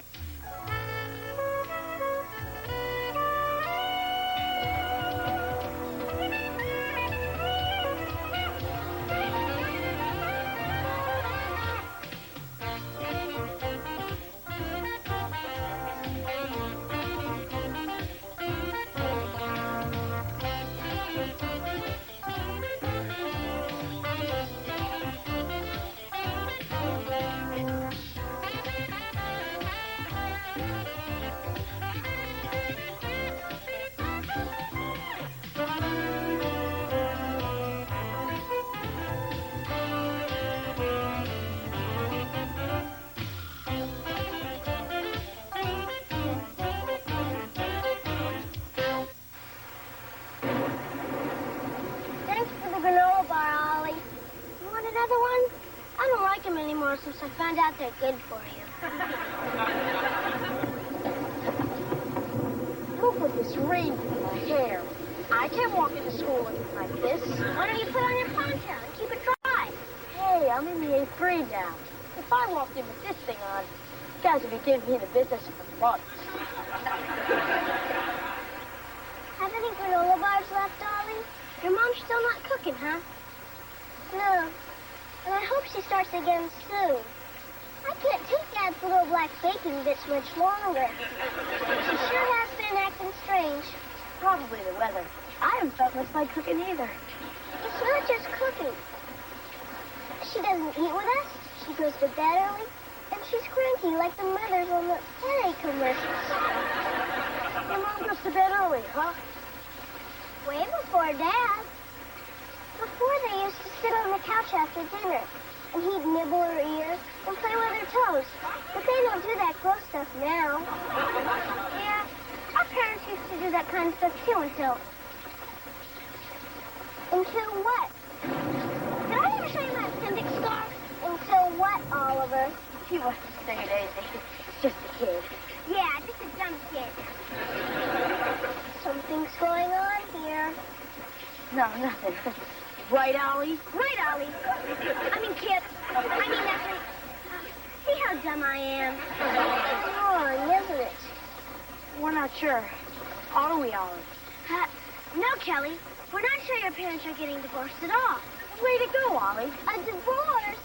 You think my parents are getting a divorce? Kelly, we're not trying to get you all worked up. It's just that our mom used to do jokes like that before they split up. I don't believe you guys. My parents are not getting divorced. That's exactly what we said. Even after that night when she threw baked potatoes at us. Would you guys cut it out? There's nothing wrong with my family. You're right, Cal. There's nothing wrong with your family. But if there was, how would I know for sure? Well, our parents told us at a fancy restaurant. I guess they figured we wouldn't scream or nothing. There's one, Beef. Let's go. Geronimo!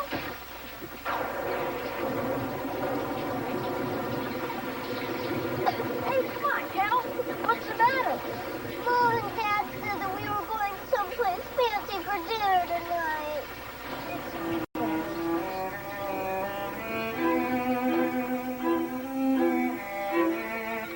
Honey, Kelly knows something's up. She's been acting strange all day. Well, it won't matter, because when she comes out of the restroom, I am going to get this thing out in the open once and for all. You? I wanted to tell her weeks ago. You were the one who wanted to wait. Well, how do you tell your child there's going to be a radical change in her family? It's simple. You just come right out and say, hi, Kelly. Kelly, where'd you get that towel? Oh, some lady in the bathroom was handing them out. That's nice. Yeah, I always liked this place. That you proposed to me here. It seems so long ago. Oh, excuse me, are you our waiter? Yes.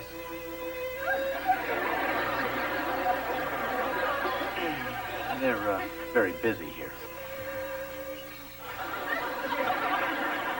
Well, what looks good to you, honey? Oh, I don't know. Maybe we should have the family special. Why bother? Oh, excuse me. We're ready to order now. Good. Look at her all dressed up. She's such a big girl. Yep, she's our big girl, all right. Our big girl. In fact, you're such a big girl that we can talk to you about anything now. Because you're such a big girl.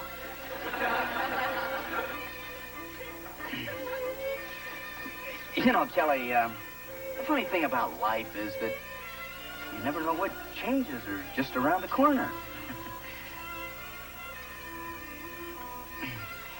You may not believe this now, but sometimes the biggest changes are the best for everybody. Does that make any sense to you, honey? I'll be right there. No! You're getting a divorce. That's what you dragged me here to tell me. Please stay together, please. A divorce? No. Now, Kelly, Kelly, honey, we brought you here to tell you that we're going to have a baby. A baby and a divorce? How many lives can you ruin? Kelly, I don't know where you got that idea. Your father and I aren't going to get a divorce. Oh. We love each other. You mean you're really going to have a baby? Yes. It's pretty exciting, huh? It sure beats getting a divorce.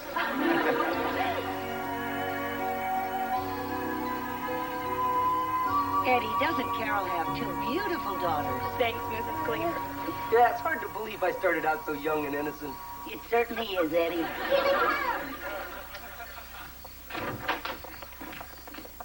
Surprise! What's going on here? Well, Kelly had her surprise. Now it's your turn. Oh, honey, thank you. Oh. Peggy, thank you. Carol. Oh, thank you. Oh, Nina.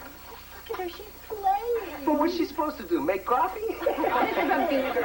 He wanted to be here tonight, but he had to stay late. He had to work on the Xerox machine. It's his training session. Nice. And this is from me and Gertie. Oh, Eddie, you didn't have to do that. Yeah, that's what I told her, but she got him anyway. Damn it, you old dog, you. You're a lucky guy. Oh, I sure am. Especially because I'm not the one who's going to be blowing up like a beach ball. Yeah, it's sure going to be neat having a little baby in the house again. Hey, how you doing, little princess? She's a white sleep right Do grown-ups always act like this around babies? Yeah. Sleepy, isn't it?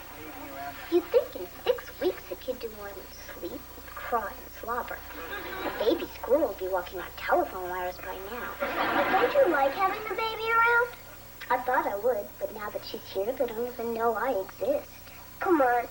You're probably just imagining stuff that isn't there. Like when Kip and Ollie thought my parents were getting a divorce. You might have been better off. Did you hear them? I've got all my teeth. I've had 2 years of ballet, and all they do is take pictures of Baldy. Hey, I still think you're cute. Thanks. I needed that. Things are a lot different now. Mom and I used to do things together, and I'm nothing but a built-in diaper changer. And by the way, make sure that it's the disposable kind. Kelly, come in here, honey.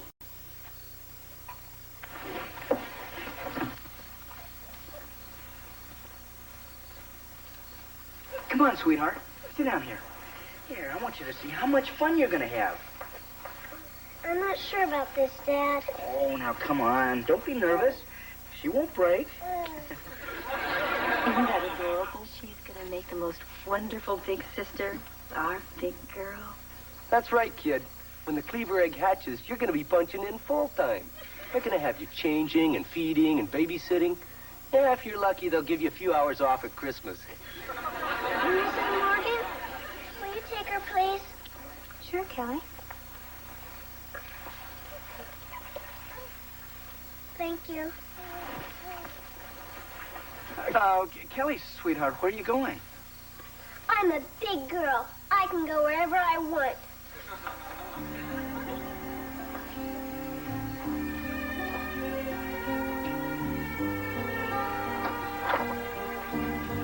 Kelly, what are you doing? She's packing. I know that. I wanted to hear it from her. I'm just taking the important things now. I'll send someone for the rest later. Wally, she's serious. Stop her. Trying to stop her now will do more harm than good. Let's just go along with it for now. Could you please hand me my Snoopy brats? They're over there. Well, I take it you've given this a lot of thought. Oh, yeah. It came to me on the way upstairs. Can I have a muffin, please? Oh, honey. Did you know Muffin's missing an eye? We're all having our problems these days. Listen, sweetheart, I know that our having a baby is a big adjustment for you. And if you feel that the way you want to handle it is by leaving, well, that's your right. Thanks. Could you please get me my rose knit dress? It's on the doorknob. Kelly, if you're going to take your rose knit dress, be sure to take your black patent shoes, too. Helen, I said go along with her, not pack for her. Well, I guess that's all. I'll be leaving now. Kelly, you're acting like a child. Good, Wally. Look, I still love you both, but I can tell things will just never be the same around here. I'll still come back every Monday for my allowance, if I'm still getting one. Oh, of course. We wouldn't want to lose you as a dependent. Well, I guess you've made up your mind. Can we give you a ride to wherever you're going? No, I'm not going too far. If anybody calls for me, tell them I'm at Grandma's. Well, don't make yourself a stranger. Oh, I won't. And thanks for everything. You've been terrific. Our baby's gone.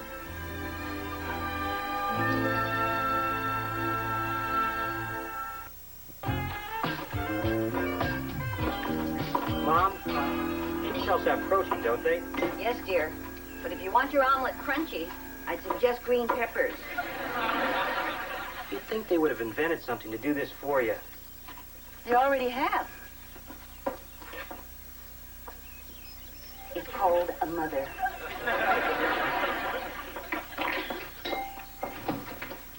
Is the coast clear?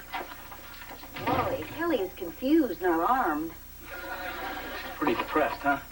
Oh, under the circumstances, I think she's doing fairly well. Fairly well? She's having the time of her life. Great. Mary Ellen and I are home worried she's crying her heart out, and she's over here dancing with a beaver. Maybe it's time for me to go floss again.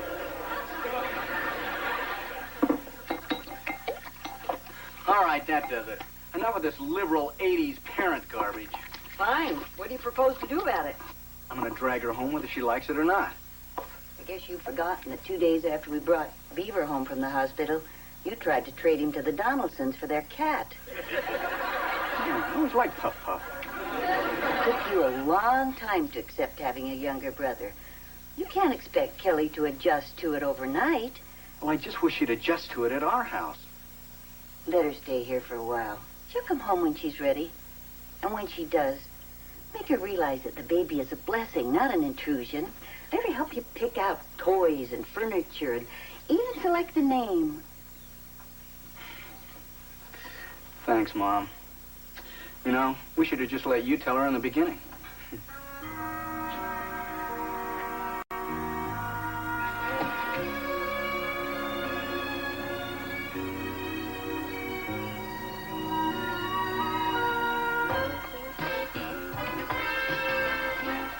Community chest. How about that?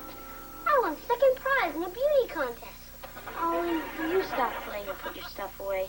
You heard Dad. We can all stay up later if the room's clean. It's not fair. No matter how late they let me stay up, you'll always get to stay up later. Look, Ollie, if you let me out of jail, I'll help you clean up. Deal. 2 more minutes left. Dad, how come Kip always gets to go to bed at 10:30, and I gotta go to sleep the same time the kids in Hawaii are eating lunch? Oliver, we've been over this before. Kip is older than you.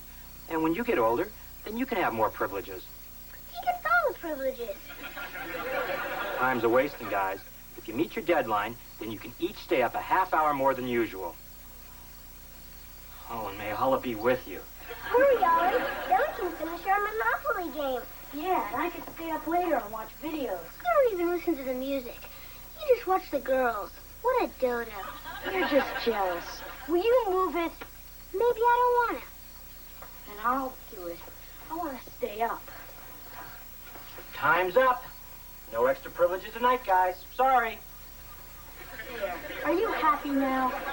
You're such a baby sometimes. I'm not a baby. You're right.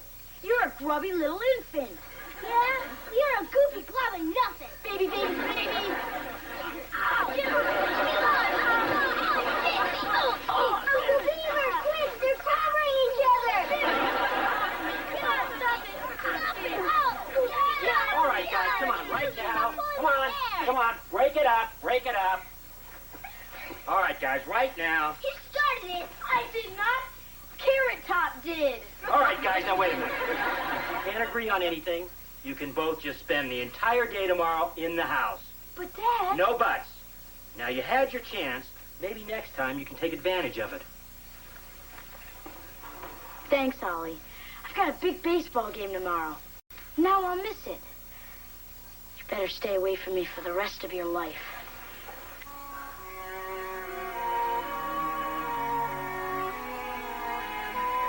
Boy, I felt sorry for Kip. Now I'm positive I don't want a brother or sister. All they do is cause trouble. Well, sometimes they do. They can be a lot of fun, too. I'd rather have a dog, and I'm allergic to those. Probably a brother or sister can be the best friend you'll ever have. So can a dog. That's what they're known for. Dogs are nice, but a brother or sister, they can talk to you and share their toys and their secrets. They'll even eat your lima beans when your folks aren't looking. Thought you might like a little bedtime snack. Thanks, Uncle Beaver. Kelly, there's an awful lot of love in your house. And you know, just because your family's getting bigger, it doesn't mean that there's any less for you. You know, Grandma, I like the way you try to cheer me up, even when it doesn't work. Well, you can't blame me for trying. Dad? Yes, Oliver? I have a confession to make. I started the fight upstairs. I also didn't clean up my half of the room when I was supposed to. Is that true, Kelly? Kip?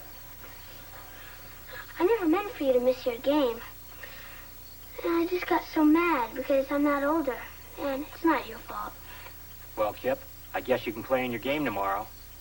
And stay up a little bit later tonight. Hey, great. Thanks, Dad. And thanks, Ollie. It takes a real man to admit what a creep he's been. Aw, thanks, kid. Listen that on that have to stay away from you for the rest of my life? Sure. You know that $5 I owe you? Yeah? Well, here's one of them. What a guy. Dad, am I still grounded? I'm afraid you can't wiggle out of that. But I'm very proud of what you did tonight. And I'm going to make sure you get back those other $4. Well, I guess the least I can do is go upstairs and pick up the stuff that's getting moldy. Wait a minute. I'll give you a hand. I love this father-son stuff. Boy, Ollie sure was brave. Sure was. I wouldn't touch any of this stuff under his bed. No, I mean about admitting what he did. Once in a while, a little goof will really surprise you. He was mean to you, and he got so mad at you. I sort of don't blame him for being mad. I do have it better because I'm older. He still does a lot of nice things for me, though. Like what? Well, once he wet my towel for me, so Dad thought I already took a bath. Really? Yeah. Then last year, when I wiped out on my skateboard and broke both arms, he brushed my teeth for me. I guess a younger brother could come in handy. Especially when all my friends are busy. I always have Oliver to goof off with. He'll do lots for me if a friend wouldn't. Like that $5 he loaned me 3 years ago.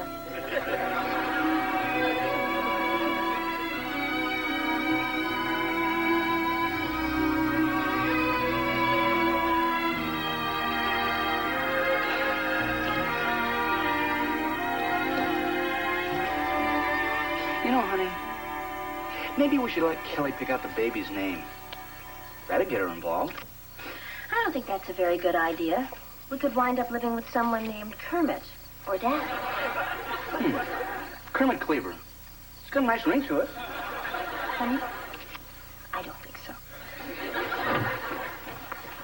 Kelly! Oh, honey, it's Kelly. Honey. Oh, hi, pal. I just want you both to know that it's all right with me if you have that baby. I think we can make it work now. Oh, honey, I'm so glad to hear you say that. But what made you change your mind? Well, when you told me about the baby, I just thought of the bad stuff. I didn't think that maybe one day I might need somebody to brush my teeth for me.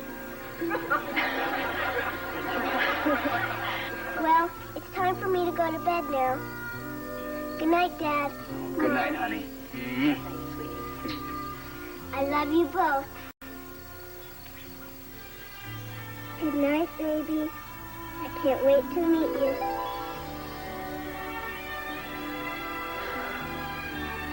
Oh, come here, you. We're glad you're here. Oh, you know you that. bet.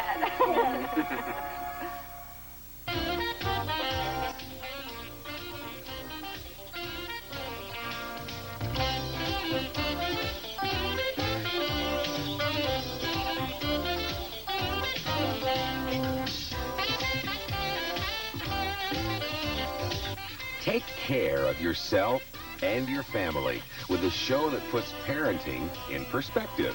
Join Debbie Van Keek.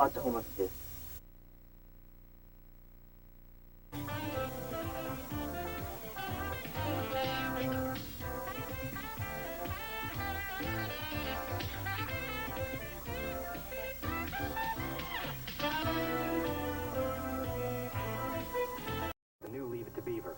Relax, honey, or you won't be able to sleep at your own slumber party. But, Mom, this is my first party. If I didn't know better, I'd say you two clowns were here to crash the debutante's ball. Hey, look, don't you think if those two boys were in this house, we would have heard about it by now?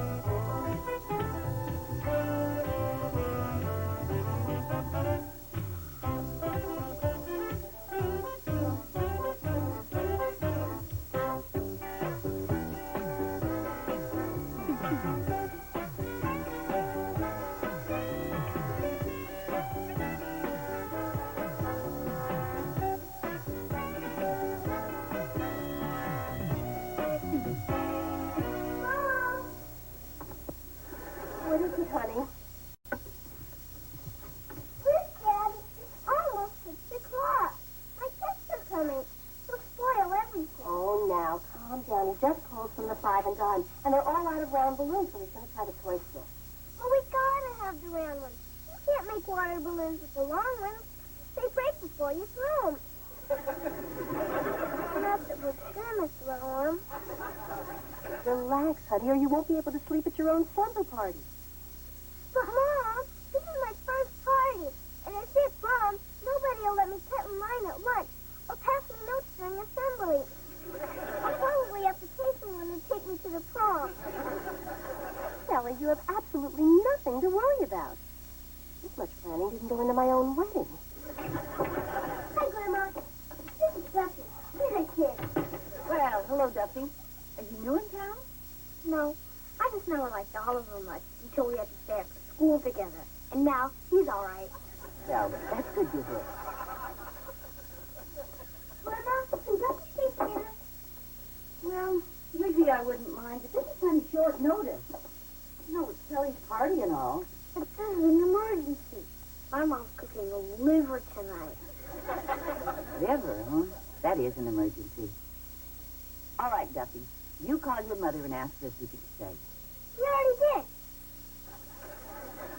Because everybody knows you never turn out down. Hi, guys. Hi, Dad. Oliver, who's your friend? Oh, this is Duffy. He's a kid. Oh, hi. He's going to be eating with us tonight. Mr. Cleaver, are you a real ball player? Well, no, not exactly. You see, my office is just in a softball league. His boss says it'll hurt my dad's morals. That's morale. And I better get going. If I'm late, Lumpy makes me do extra push-ups. Oh, by the way, Oliver, you have a good time tonight. But remember, Kelly's slumber party is strictly off-limits. That goes to you, too, Jeff. Dad, why would I want to spend the evening going on treasure hunts and watching cartoons with a bunch of goofy little girls who take the Smurfs seriously? Oh, good. Now I can concentrate on my game. Knowing my household is in order. Good night, guys. Hi, Dad. Bye, Dee. Are they really going to have treasure hunts and watch cartoons? Yes, but I think Kelly will tell you all about it tomorrow. Over here. Did you find a clue?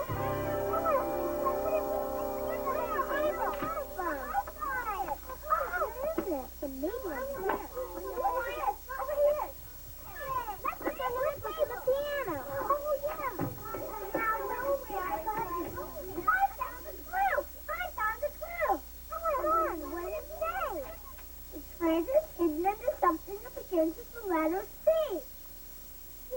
Let's go look under the potato chip.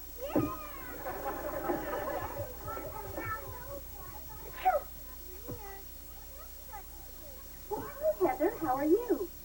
Allergic. Did you get a pet? I have to take 2 of these if you did. Well, not unless one sneaked in while we were at the pancake house. Well, I better check them anyway, just in case any of your pillows got duck feathers in them. Fun kid. I get it. Hi, Peggy. Hi, Mrs. Cleaver. This is my cousin Rebecca from Chicago. The suburbs, to be exact. Hi, Rebecca.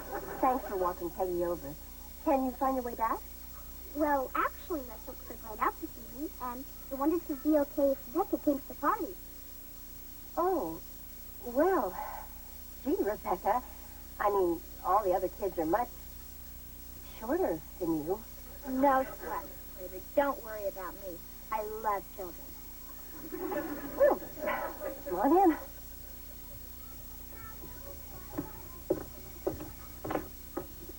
Kelly, honey, this is Rebecca. This is Peggy's cousin from Chicago. Would it be a problem if she stayed for the party? I guess not. Well, it just means you get 9 little weenies to eat instead of 11. No problem. I don't eat meat. It trashes my figure. Well, come in. We're having a treasure hunt. If you look under stuff to start to see, you might find a prize. Yeah, well, I would, but my horoscope told me to de-emphasize my competitive nature this week.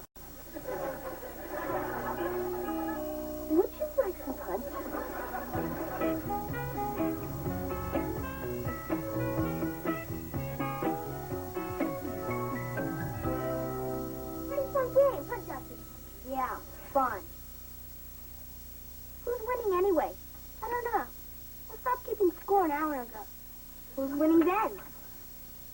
It was either you or me. It was 279 to 263 with Duffy in the lead. Thanks, Skip. Don't mention it. What do you want to do now? I don't know. What do you want to do? You want to throw rocks in the dryer? Nah. I know. We could pretend we're space rangers, stuck on the planet Rilo, surrounded by thousands of giant, angry lizards. Nah, we did that yesterday. That does it. Why don't you two rocket scientists stop talking and go out and do something with your lives?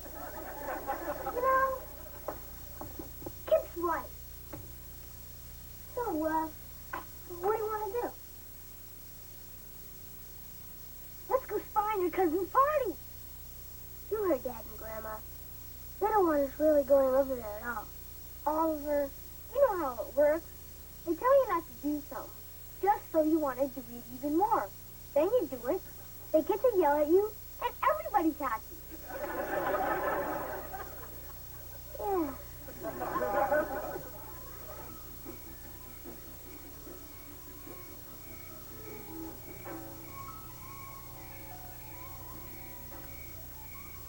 Duffy, I really don't think we should be doing this. We're not doing anything wrong. We're just trying to find that frog. It's not our fault he came over here. But you didn't have to throw him in this direction. I didn't throw him. I read about this rare flying frog, and I want to see if he was one of them. Look.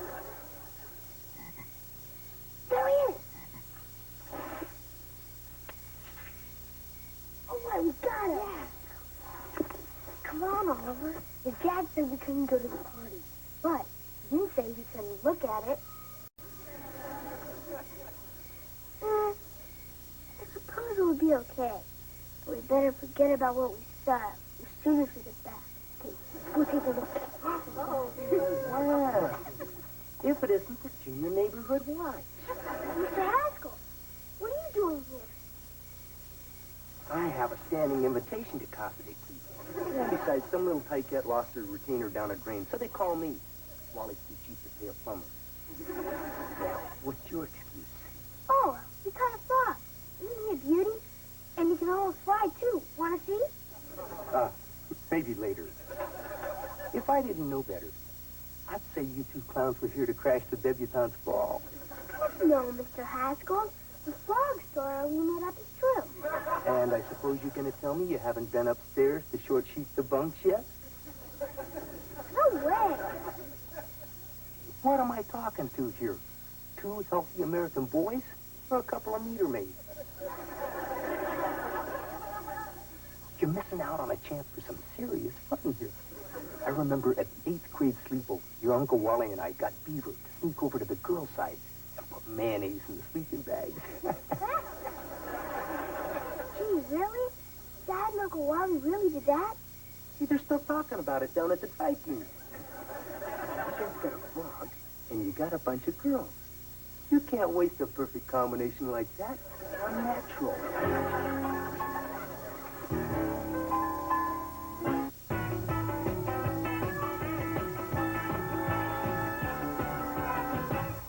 Mine, yes, right foot, yellow. Oh. Peggy, get ready. Debbie's going to be kissing carpet any minute now. Please, my retainer. I think you might keep shifting already. Oh, honey. Oh, great. We'll find it. Come on.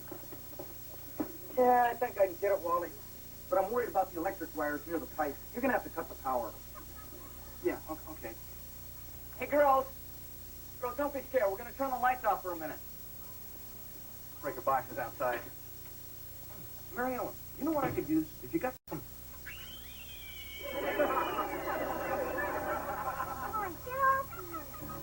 Mary Ellen, have you got some rags? Here, hold on a sec.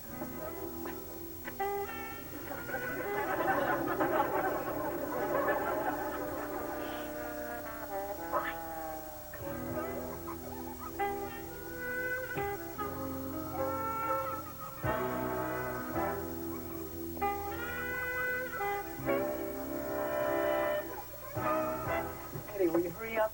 Hey, lighten up, Sam, huh? I'm not charging you by the hour. Come on, move it. I got a handful of little girls here. All right. I got it, Wally. Hit the light.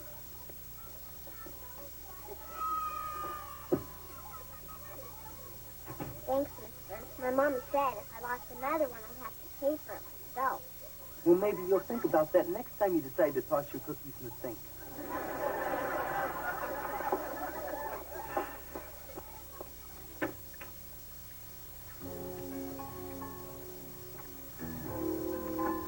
Wow, look at all this gold junk. Yeah. Have you ever been alone in a girl's room before? Once, but I was with somebody. Well, this is fun. Let's go. What's behind me? You heard what Mr. Haskell said. This is a night people are going to remember long after they've forgotten about it. Hey, look.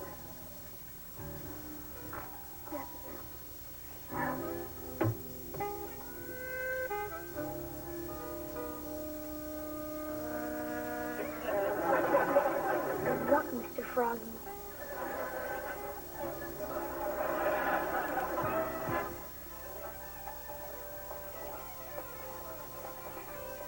Who's that hairy guy with the guitar, Rebecca?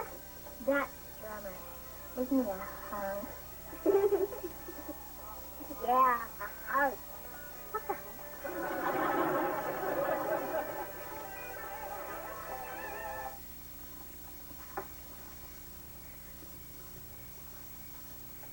Look, I'm Cinderella.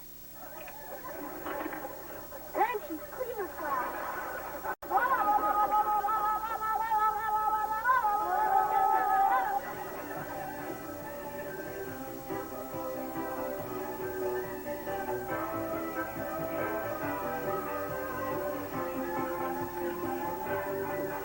Honey, come here. You've got to do something about Rebecca. Well, honey, I think you're overreacting. She's different than the other girls, and I find her interesting. Do you remember the song, It's My Party and I'll Cry If I Want to? You would cry, too, if it happened to you. I'm on the case. Okay, girls, showtime. Yeah, I think you're going to love this. What is it? Is it a concert? Well, no, but there's a lot of good music in it. Oh, excellent. You got Rocky Horror. Oh, well, it's sort of a horror film.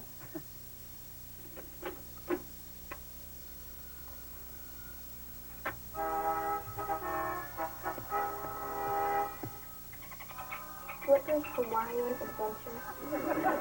Don't worry. It starts a little slow, but it really picks up when he gets caught in the tuna net. As much as I love camp classics, I think I'm going to go upstairs and do a number on my hair, if that's okay with you, Kelly. Oh, sure. Go ahead. No problem. Can I come along, too? That's cool.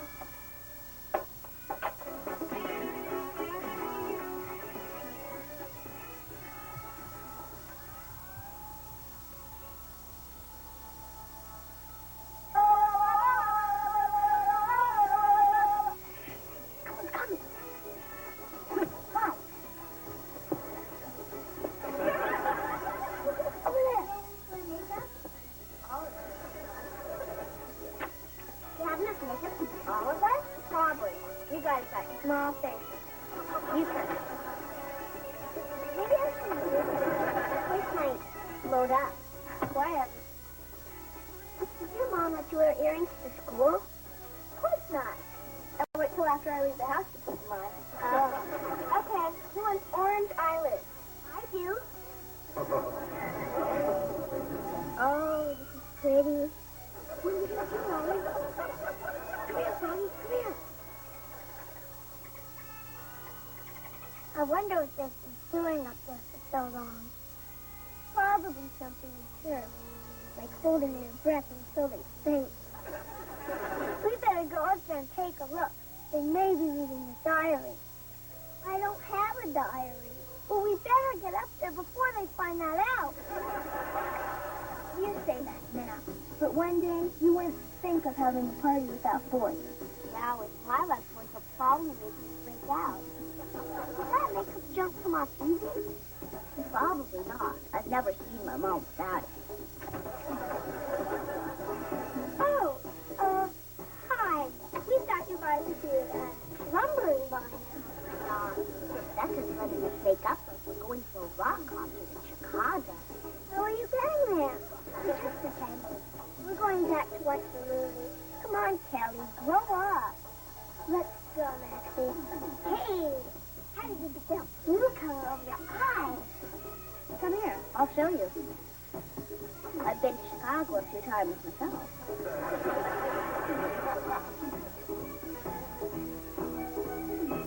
Rebecca, can you do something for me, too? Sure. Why don't we start by doing something with that hair? My hair? I don't know. No problem. If you don't want to do this, just go back downstairs and see how the big fish is doing. What'd you have in mind?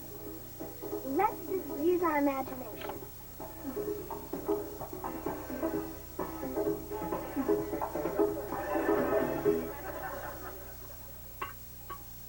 You know, I would have thought these teeny weeny weenies would have been a bigger hit. Yeah. Next time we'll have to try those teeny tiny tacos.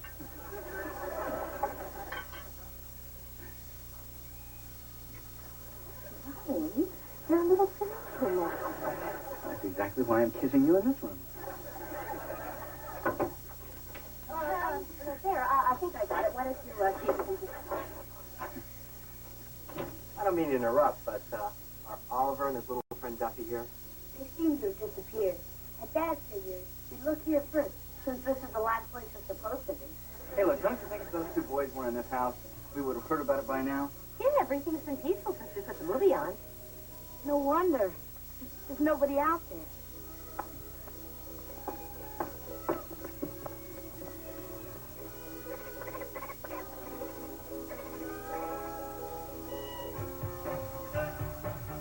That is so old. I love it. Wow, Kelly, you look different. I know.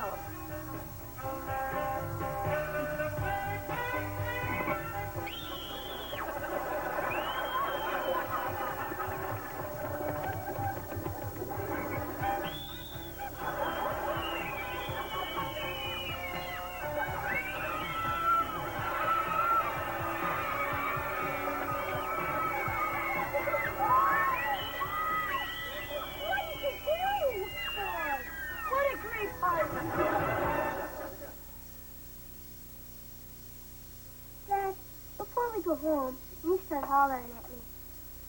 Can I say a few words to my Aunt Mary Ellen and Uncle Wally? Sure. You're entitled to one last request. I apologize for sneaking over. And even though you probably don't like Kelly's new hair as much as I do, she only did it because her friends ditched her party, and they started doing dumb things first. Thanks, Ollie. I wish I could say something to get you in less trouble. Don't feel bad, Kelly. It wouldn't make any difference. I guess we'll see you tomorrow. Good night. Good night. Am I going to have to shave my head now? No, I'm sure the beauty parlor can return your hair to its normal color. You mean like they always do with yours? Sort of. Kelly, it's not the color of your hair that we're worried about. No, we're just upset that you let those girls pressure you into dyeing it in the first place. But it was my party, and I didn't want to be left out of it. Kelly, there are going to be a lot of times when you'll want to go along with something just to be part of the crowd. You don't have to lecture me anymore. But I feel like the dumbest kid that ever lived. Well, maybe it's better that this happened to you now. So that next time when the gang says, hey, come on along, nothing bad's going to happen, you'll know better. Don't worry, Dad. I'll never forget this. I'm going to be the only kid in Sunday school tomorrow morning who looks like a skunk.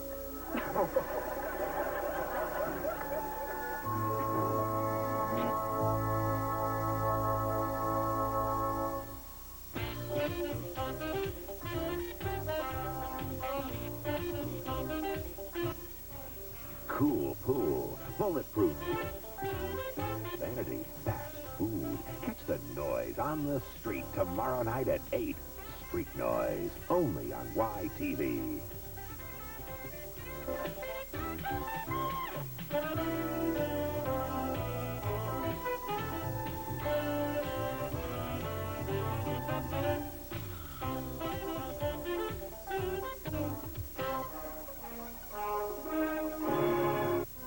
Episode of the new Leave It to Beaver. I showed very poor judgment, but I'll do better in the future. What future? You're fired. Let's go to lunch, son. Great news, everybody. I got fired. Oh, well, that is great news. Yeah, great. We knew you could do it, Dad.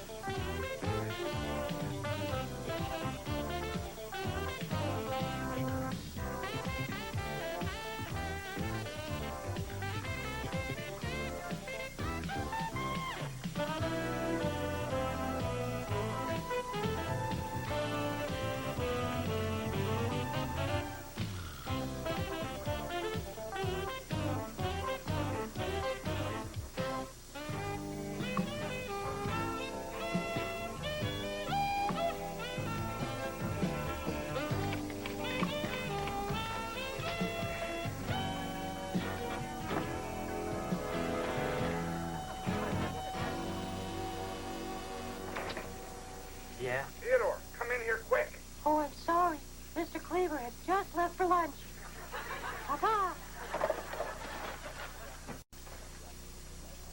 Gotta find Theodore Cleaver right away. Very important. Oh, ha, ha, ha, ha. I need to see Theodore. That's right. Okay. Theodore! Oh, am I glad I caught you. Not now, Clarence. I'm on my lunch hour. Forget it. Daddy wants to see us right away. Why does he need me around to chew you out? Huh. No one's getting chewed out this time, Theodore. Matter of fact, if my hunch is right, he's going to treat us to the biggest lunch we ever ate. Your dad? The man who leaves company pens for tips? He just got off the phone with the Merriwell people, and he was very excited. They actually went for your proposal? Ooh, I still wish you'd let me look it over. Hey, this is my baby. I'm not going to share the glory with anybody. How's my tie look? I don't like it. Hi, Daddy. Come in, boys. Hello, Mr. Rutherford. I'm glad you're here. I just got the word on the Merriwell account. So soon? Yes, and I must say I'm surprised by what I hear. I've just got to know which one of you boys put those figures together. Well, Theodore and I have done some fine work together in the past. But this baby is all mine. I should have known. You big oaf! You're the idiot that cost us the biggest account this company has. 28% of our pre-tax income down the drain. A common house pig with half a brain wouldn't foul things up this badly. Daddy, remember my asthma. How can I forget 6 years of asthma camp? I think I treated you like my own son. I am your son. Don't remind me, you spineless jellyfish. Excuse me, Mr. Rutherford, sir. What is it, Cleaver? Well, it's about the Merriwell account. It really wasn't Clarence's fault. What are you talking about? Well, sir, you see, I made some last-minute changes in the figures that Clarence wasn't aware of, so you can stop yelling at him. That true, son? Well, yes. He says so. Yes, it's true, Mr. Rutherford. I showed very poor judgment, but I'll do better in the future. What future? You're fired. Let's go to lunch, son. Yelling makes me hungry.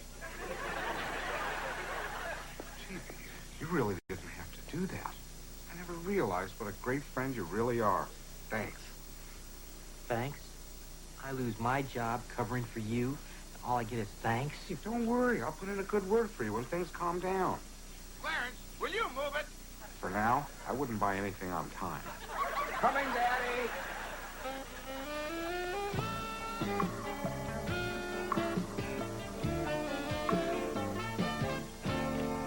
Hey, everyone. I'm taking ticket orders for the school talent show. You and J.J. Rutherford? I heard you practicing last night. No, thanks. Is that what that was? I thought maybe some cats were fighting. Nah, we're not going to be critical, Oliver. Remember, you didn't even try out for the talent show. That's because he doesn't have any talent. I do, too. I can make neat noises with my armpits. Want to hear? Oliver, didn't we discuss that last time Aunt Martha was here? Okay, troops, fall in. Oh, hi, Wally. Want some coffee? No thanks, Mom. I gotta be at court this morning. Well, if you're running late, Beaver can drive the children to school on his way to work. I'm not in that big of a hurry. My client's guilty. Come on, let's go, huh? Bye, doll. Bye. Bye, love. Have a good day.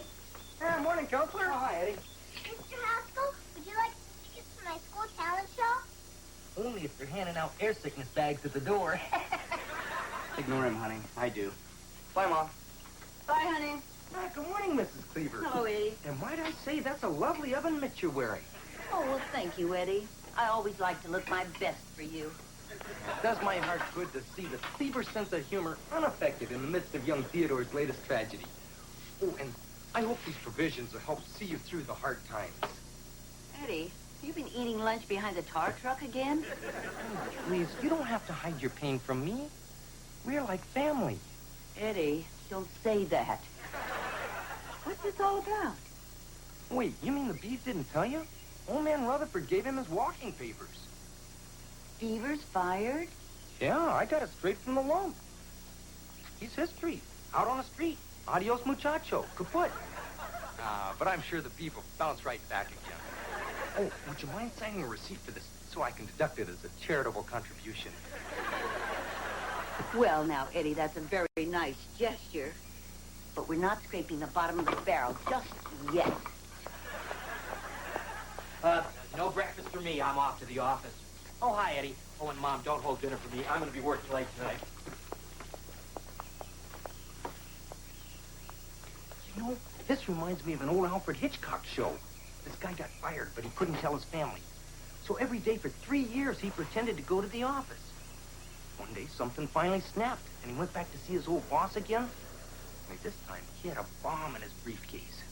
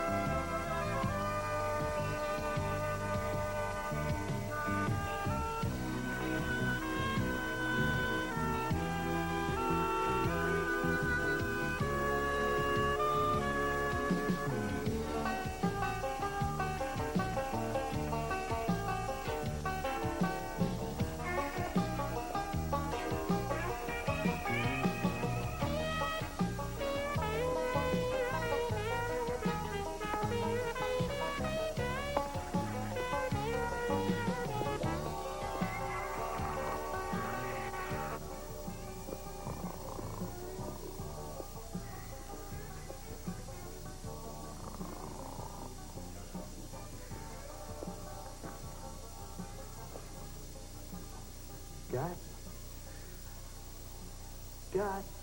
Who's there? Who is it? It's me, the Beaver. Beaver? You know, God.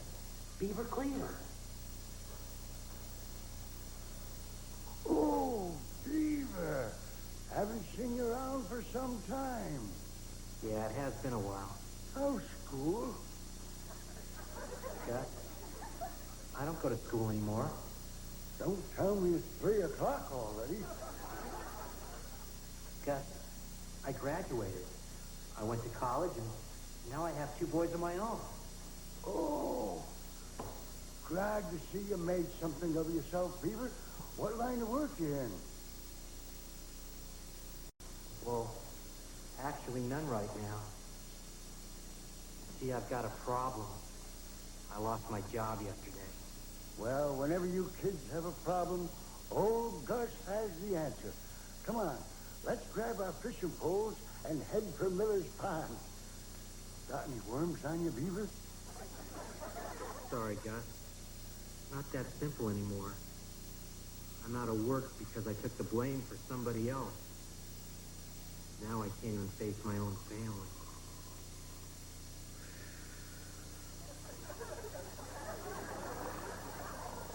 Gus? Who is it? It's me, Gus, Beaver. What should I do, Gus? Well, you're big for a 7th grader. Why don't you try out for football? I just don't understand. I could have bailed out and saved my job, but I didn't even try. Well, if there's one thing I learned in all my years, it's that folks usually do stuff for a good reason. Well, I guess the reason was I wasn't really happy there. See, I told you, there's a good reason. So then, I really didn't get fired. I quit. There you go. Thanks, Gus. It's been great seeing you again. Don't make yourself so scarce, young fella.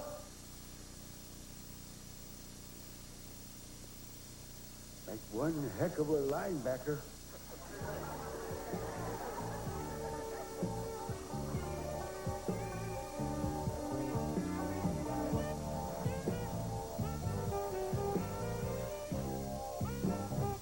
How long do we gotta pretend we don't know Dad's pretending he's got a job? Until your father's ready to stop pretending. There's your dad. Now remember, he's been through a lot, and he's probably feeling very low just about now. Daddy's home. Hey, Champ, how you doing? Hey, Wally! Hey, Mom. Hi. Hey. Great news, everybody. I got fired.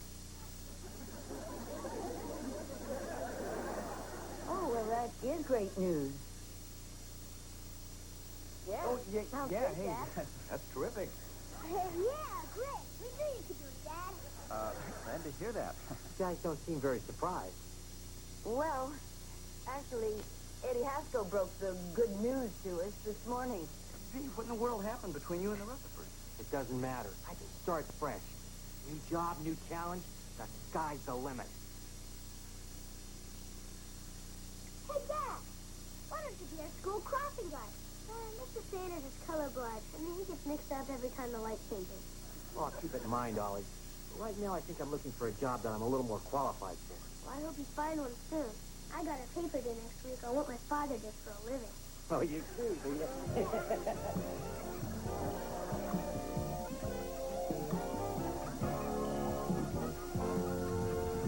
Ladies and gentlemen, Kelly Cleaver and J.J. Rutherford.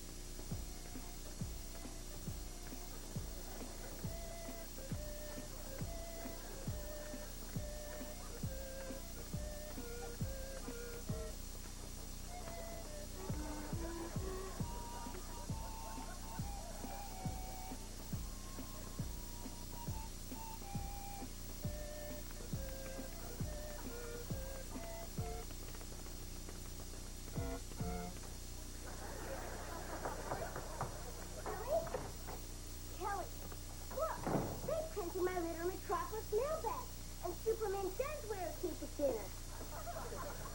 Oh, excuse me. I didn't know she was here. Come on over when you're alone. Okay, Oliver Cleaver.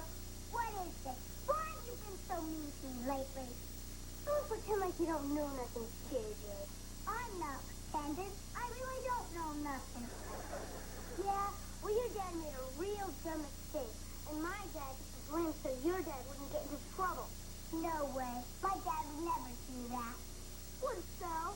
Would not. Would so? Would not. Come on, we're not supposed to fight in the house. Okay, Cleaver, let's go settle this outside.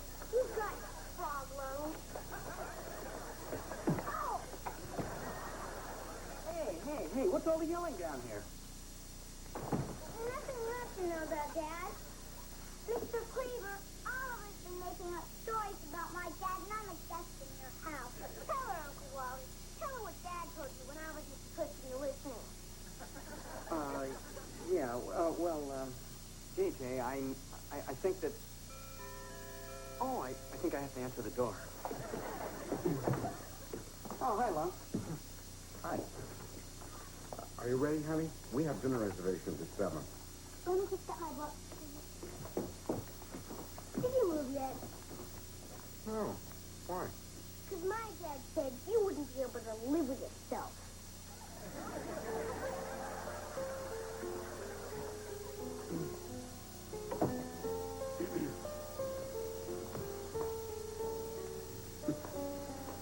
Sure is dark out. So, what's new with the law? Well, right now I'd say it's the only thing that's keeping Beaver from blowing up your car. Give me a break. You know there was nothing I could do. I mean, it's a jungle out there. Dog eat dog, big fish eat little fish. Yeah, come on, who do you think you're talking to? Marlon Perkins? I know what happened over there. You were afraid to stand up to your father, like you've always been. That's not true. When he told me to buy a blue Mercedes, I bought a red one instead. Yeah, when he was out of town. Look, it was the same thing when you were 15 years old and he made you take tuba lessons. You never did tell him how much you hated it. You know, you just can't talk to my dad the way you could talk to yours. Will you look at yourself, Lump? He's got you so afraid you can't even admit the truth. Hey, you're bright. Some people are so inconsiderate.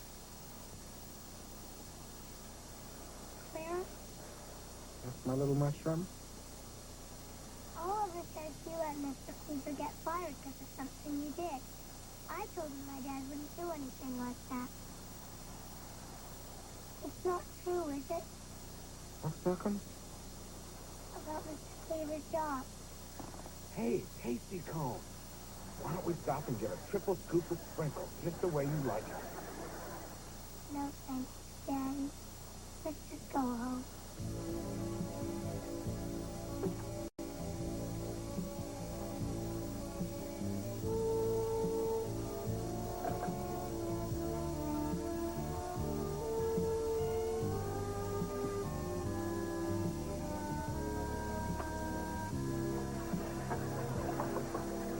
Theodore, can I come in?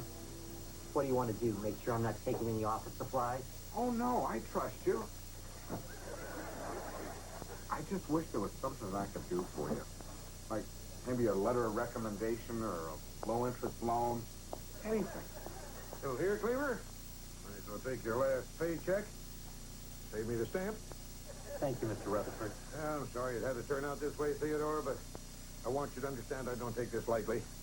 I liked your father because, well, he was a loyal friend, a hard worker, and a very average golfer. Too bad the only thing you inherited was the hitch in his swing. Daddy, you really shouldn't say those things about Theodore. Are you contradicting me?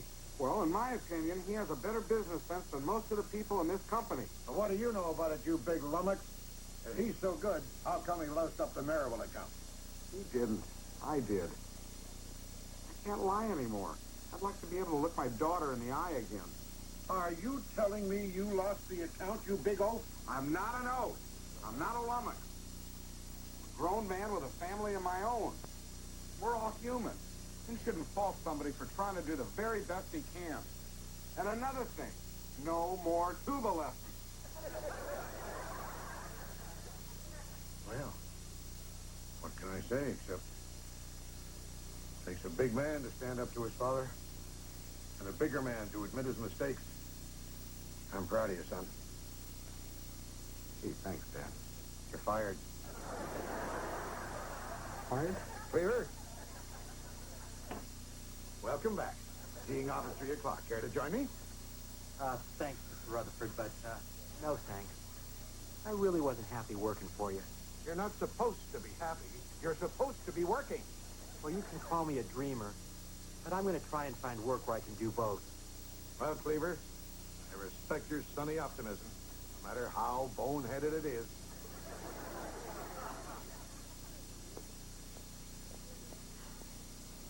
Gee, Theodore, that was a very courageous thing to do. It was braver of you standing up to your father. Terrific. I'm courageous. You're brave. And we're both out of work. You know, Lumpy, I think you're looking at this all wrong. Oh, yeah? You don't make as much as I do. Kid. Sometimes you have to take risks, even if the time isn't right. I've been thinking about going into business for myself. Maybe it wouldn't be quite so scary if I had a partner. You mean me? Us? Lumpy and the Beaver? Sure, why not? You know, maybe you got something after all, B. I mean, people respected your dad. That alone should bring in a few paying accounts.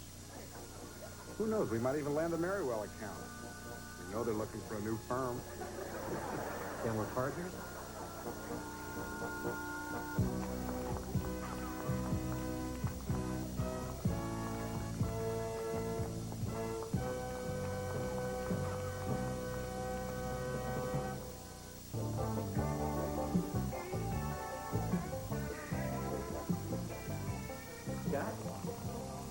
Scott?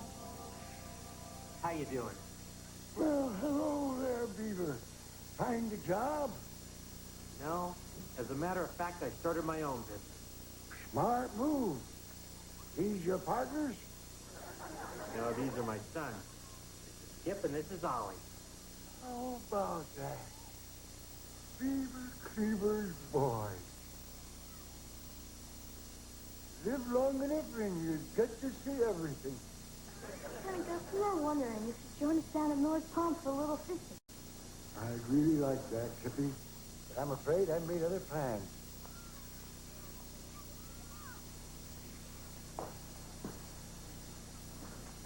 Her daddy's loaded.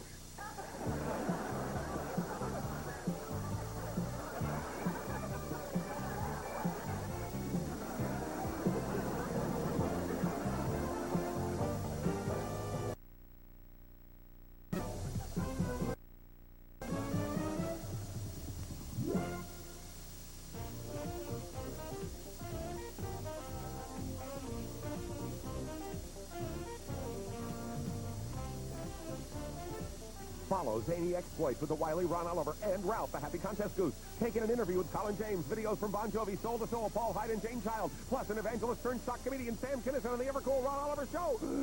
Sunday night at 9, here on YTV.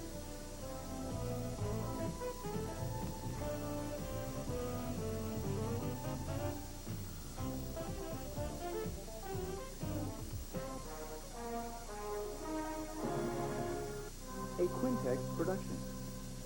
Girls in the school hate me. Oh, not just the girls. Most of the guys I know hate me, too. You probably don't know a boy named Freddie Haskell. Never heard of him. Oh, Freddie Haskell. He's a... Kelly, dear, it's not polite to interrupt. I must say, I haven't seen you look this good since that day at juvenile court.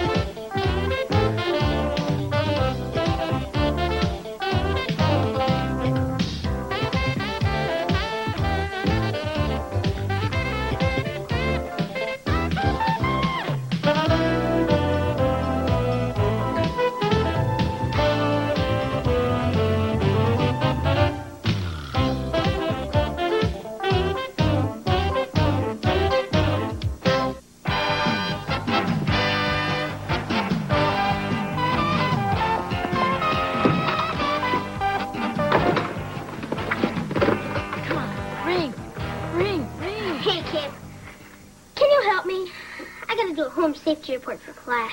Can't right now. But if you want an A, the most important thing is a nice cover. Hi, Dad. Can I have $5? Is that any way to greet your father? Dad, do you have any exposed wires or gasoline-soaked rags under your bed? That's better. Hello, Susie? Oh, hi. Great. Thanks. Bye. Dad, I really need the money. See, my first school dance is Saturday. And it's not even in a gym. It's in a hotel and everything. And I sort of got a date. Of course, I'll give you the money. You know, it seems like only yesterday I was going to my first school dance. Hope you have a better time than I did. I'm sure Susie can't kick as hard as Judy Hensler. I'm not going with Susie. I'm going with Tracy. Wasn't that Susie on the phone? Oh, yeah. You see, she talked to Amanda, who lives next to Tiffany, who asked Tracy if she'd go with me. And Tracy said yes. All I gotta do is ask her. That sounds simple enough. Thanks, Dad. Dad, how well do you know your fuse box? It must be time for Mr. Bloomgarten's home safety check. Sure is. I gotta write down every fire hazard in the house. I want to get a good grade in my report. Then be sure to put a nice cover on it.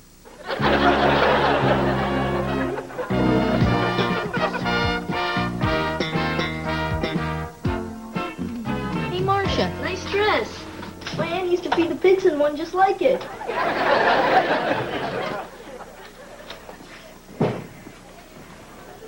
Hey, anyone lose $1?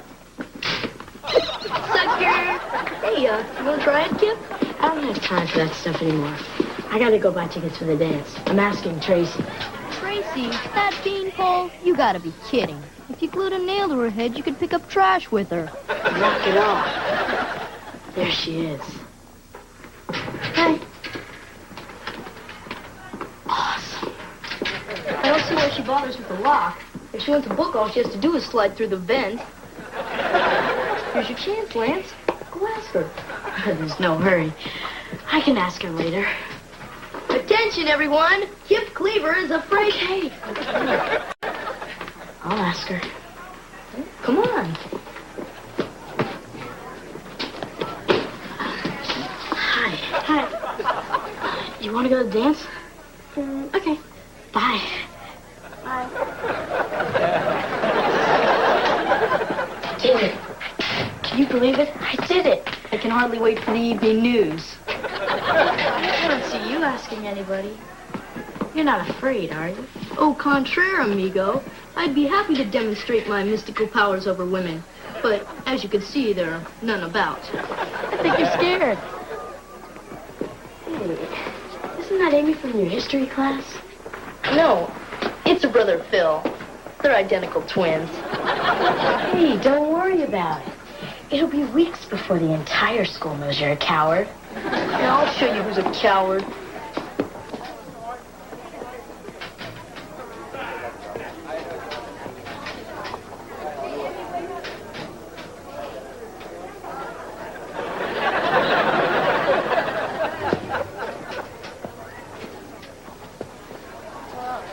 What happened? All right, so I'm not the suave sophisticate the world perceives me as. I can't ask a girl out. I can't even talk to one. I'm nothing but a common boneless chicken. It's not such a big deal, Freddie. It is for me. Excuse me. I'm gonna go home and be alone. It'll be good practice for the rest of my life.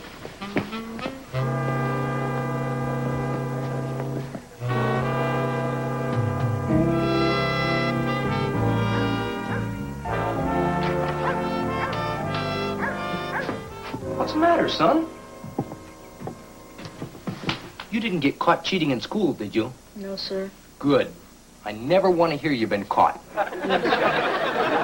Did your mom find out you've been cutting her flowers and selling them on the turnpike ramp? No, sir. Well, that's good. I think I got a better location for you. What is it, son? You know, I'm always here to listen to your troubles and to guide you through the stormy sea we call adolescence. Well, the trouble, sir, is with girls. Girls, huh? You're on your own.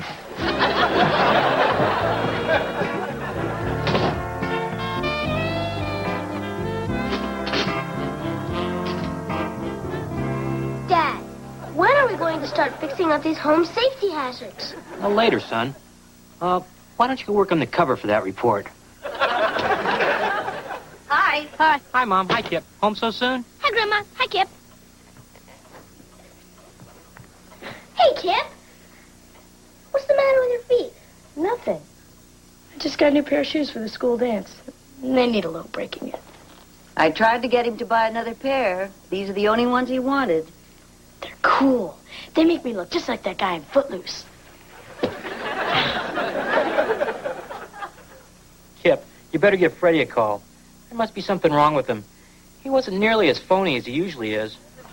Yeah, he's a basket case because he can't get up the nerve to ask a girl to dance. I wish I could do something for the guy.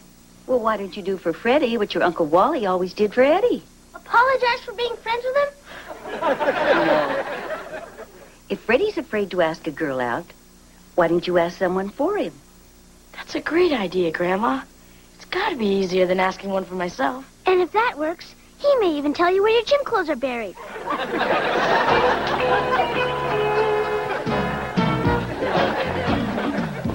Do you want to go to dance? Oh, Kip, I'd love to. Not with me, with Freddie Haskell. That creep? Yeah. Freddie Haskell.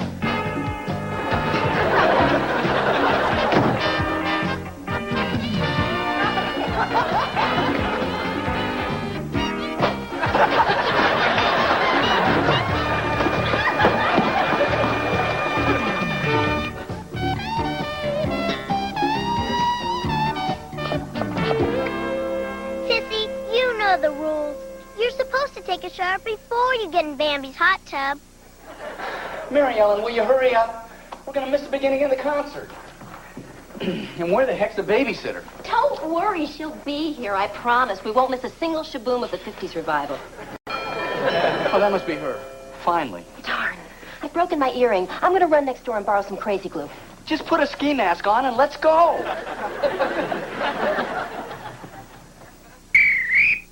Okay, everybody, it's time for a family fire drill. Now line up and no talking or shouting.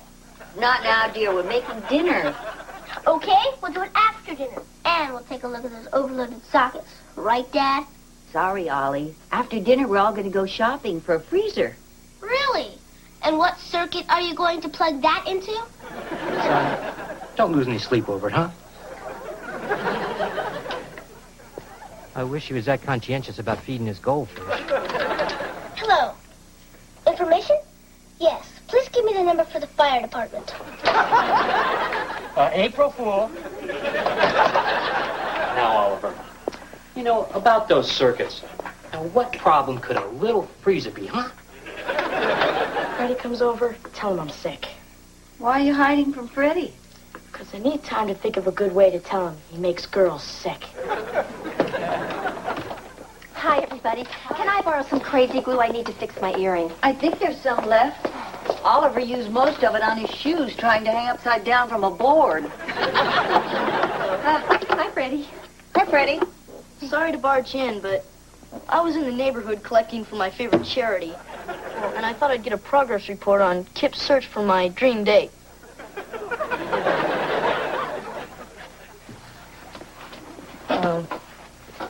You have talked to some girls, haven't you? Freddie, I've got some bad news for you. Not Nancy Glick. No. Even she turned you down. I can't believe it. All the girls in the school hate me. Oh, not just the girls. Most of the guys I know hate you, too. No, the guys don't hate you. Guys like creeps. Kip, do me a favor. Promise me you'll never try to talk anyone off a ledge. Freddie, I'm sure if a girl ever gave you a chance, you'd do very nicely. In fact, I know you would. Thanks, Mrs. Cleaver. You're a ray of hope to the downtrodden. But you couldn't sell me that if it was gift-wrapped. Wait a minute, Freddie. I think maybe I can help you. Thanks anyway, Mrs. Cleaver. But I've seen you dance. I'll still help you out, Freddie.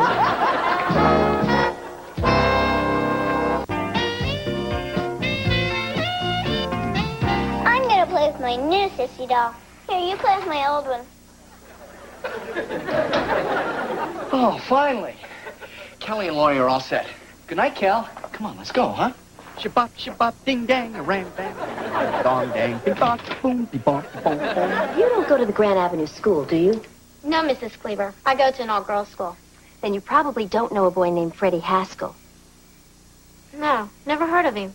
Oh, Freddie Haskell. He's a... Kelly, dear, it's not polite to interrupt.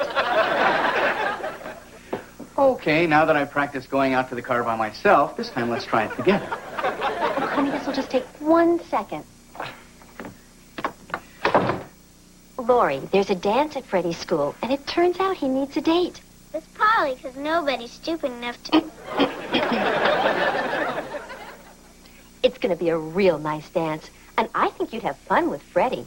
He's real cute, and a good athlete, too. Don't worry, now I get it. Well, Miss Cleaver, I'd love to go to the dance. If you know the boy, I'm sure my parents would say that it's okay. Great, then it's all set. Well, honey, are you ready? Don't toy with me, Mary Ellen. Of course, I'll only go if he actually asks me. Well, actually, I was hoping for a close-up. And, of course, one of her mothers, so I can see if she'll age well. Freddie. Okay, I'll go out with her. Now, all you gotta do is go over there and ask her. Ask her? Surely you jest. Freddie! Freddie, would you care to join my brother and me in the den while Mary Ellen waits in the car with the engine running? Freddie, think about it. What's the big deal about talking to a girl, huh? You don't understand. The only thing I know how to say to a girl is, nice face. Did you get the number of the truck that hit you? Let me run through this real fast. Growing up is full of doing lots of things for the first time. Some of those things you may not want to do. But you can't hide from everything just because it makes you nervous. So get over there and ask her, now. I guess he decided to show up after all. Hello. Hi, Freddie. Don't worry. Nobody told her what a creep you are. That's Lori. Hello. How are you? I guess I'm okay.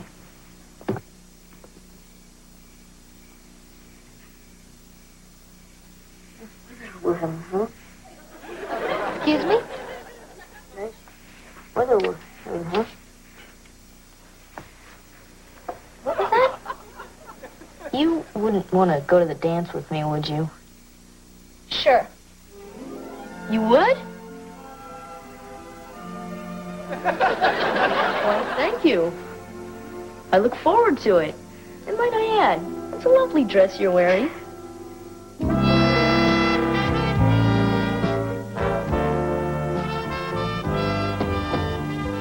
Well, sir, it's nearly post time. Frederick, my boy, I must say, I haven't seen you look this good since that day at juvenile court. Thank you, sir. You know, you remind me a lot of myself at your age. Except, of course, I was better looking. So you've told me. Son, I've been thinking about that little talk that we had the other day. I didn't give you the kind of quality parenting that you've come to expect from me. Well, that's okay. At least you got my name right. No, I want to make it up to you. When you get to be my age, you'll learn something about women. And on this night of your first date, I'm going to pass these secrets along to you. That's very generous of you, sir. Son, women are all a bunch of bloodsuckers, out to get whatever they can. And when they've used you up, they'll toss you aside like an old sock. Now you run along and have a good time.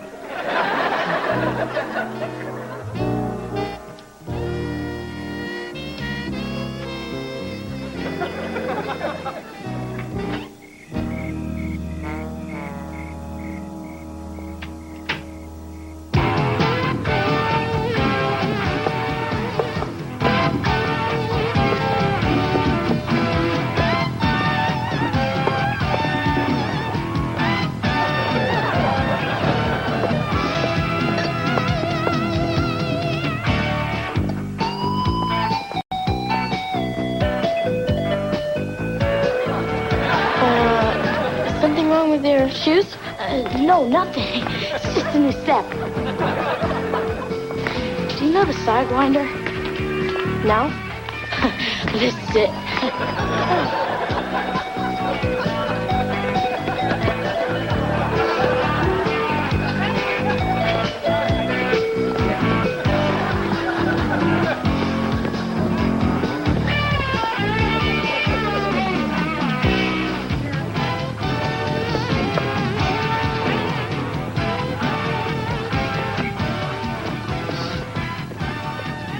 want to dance? Can't. Old sports injury. I like sports. I play tennis, field hockey, and basketball. I breed snakes.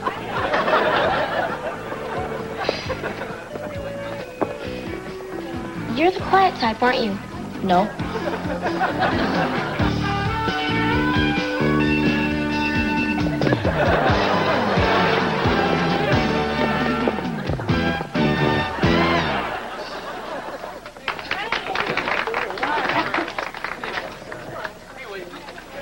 All this talking probably made you thirsty. I'll go get some punch.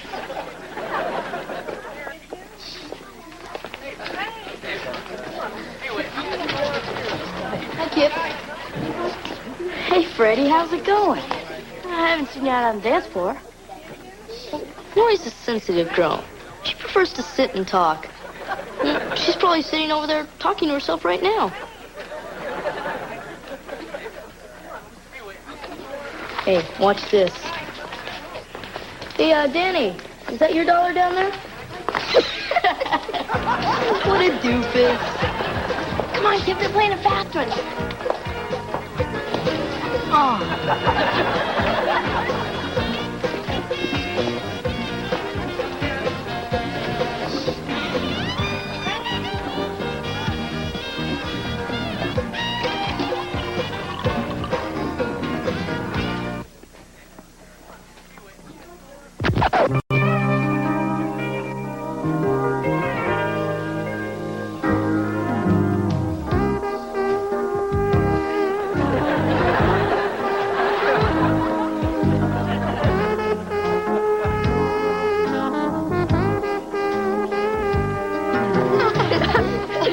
That's disgusting.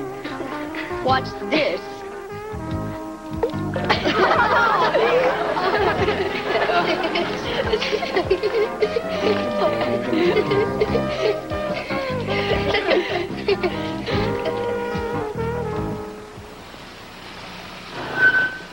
Thanks, Mr. Haskell. Good night, Freddie. Hey, a gentleman walks his date to the door. Drop my card in her mailbox. Looks like they need a new roof. Lori, wait! Well, thanks for a lovely evening. I trust you had as nice a time as I did. Nice time. This was the worst night of my life. You know, when I think about how excited I was to go on this date, I told all my friends about how cute you were. You told your friends I was cute? And I even bought a new dress. And for what? To sit in a chair all night? If you hated me so much, why did you ask me out in the first place? Look, I don't hate you. It's just that I've never been on a date before, and I kind of choke up in front of girls. I thought I did something wrong. No, you were okay. It's just me. Just sorry this evening turned out so bad. Guess I'll never be able to talk to girls. You're doing it right now. I am, aren't I? You know, for the first time tonight, you're acting like someone a girl might enjoy going out with. Hey, how about that? Well, does this mean you might want to try it again sometime? I don't know. Maybe.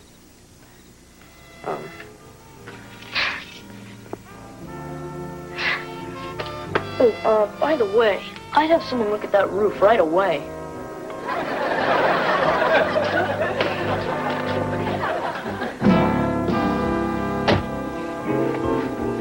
So, how did it go? She doesn't hate me.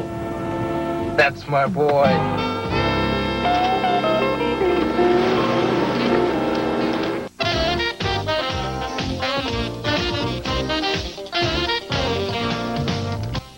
Arnold Schwarzenegger talks with Laurie Hibbert about the difference between cuffing culprits and cuddling kitties in his hilarious new film, Kindergarten Cop. Tomorrow night at 6:30 on Rock and Talk on YTV.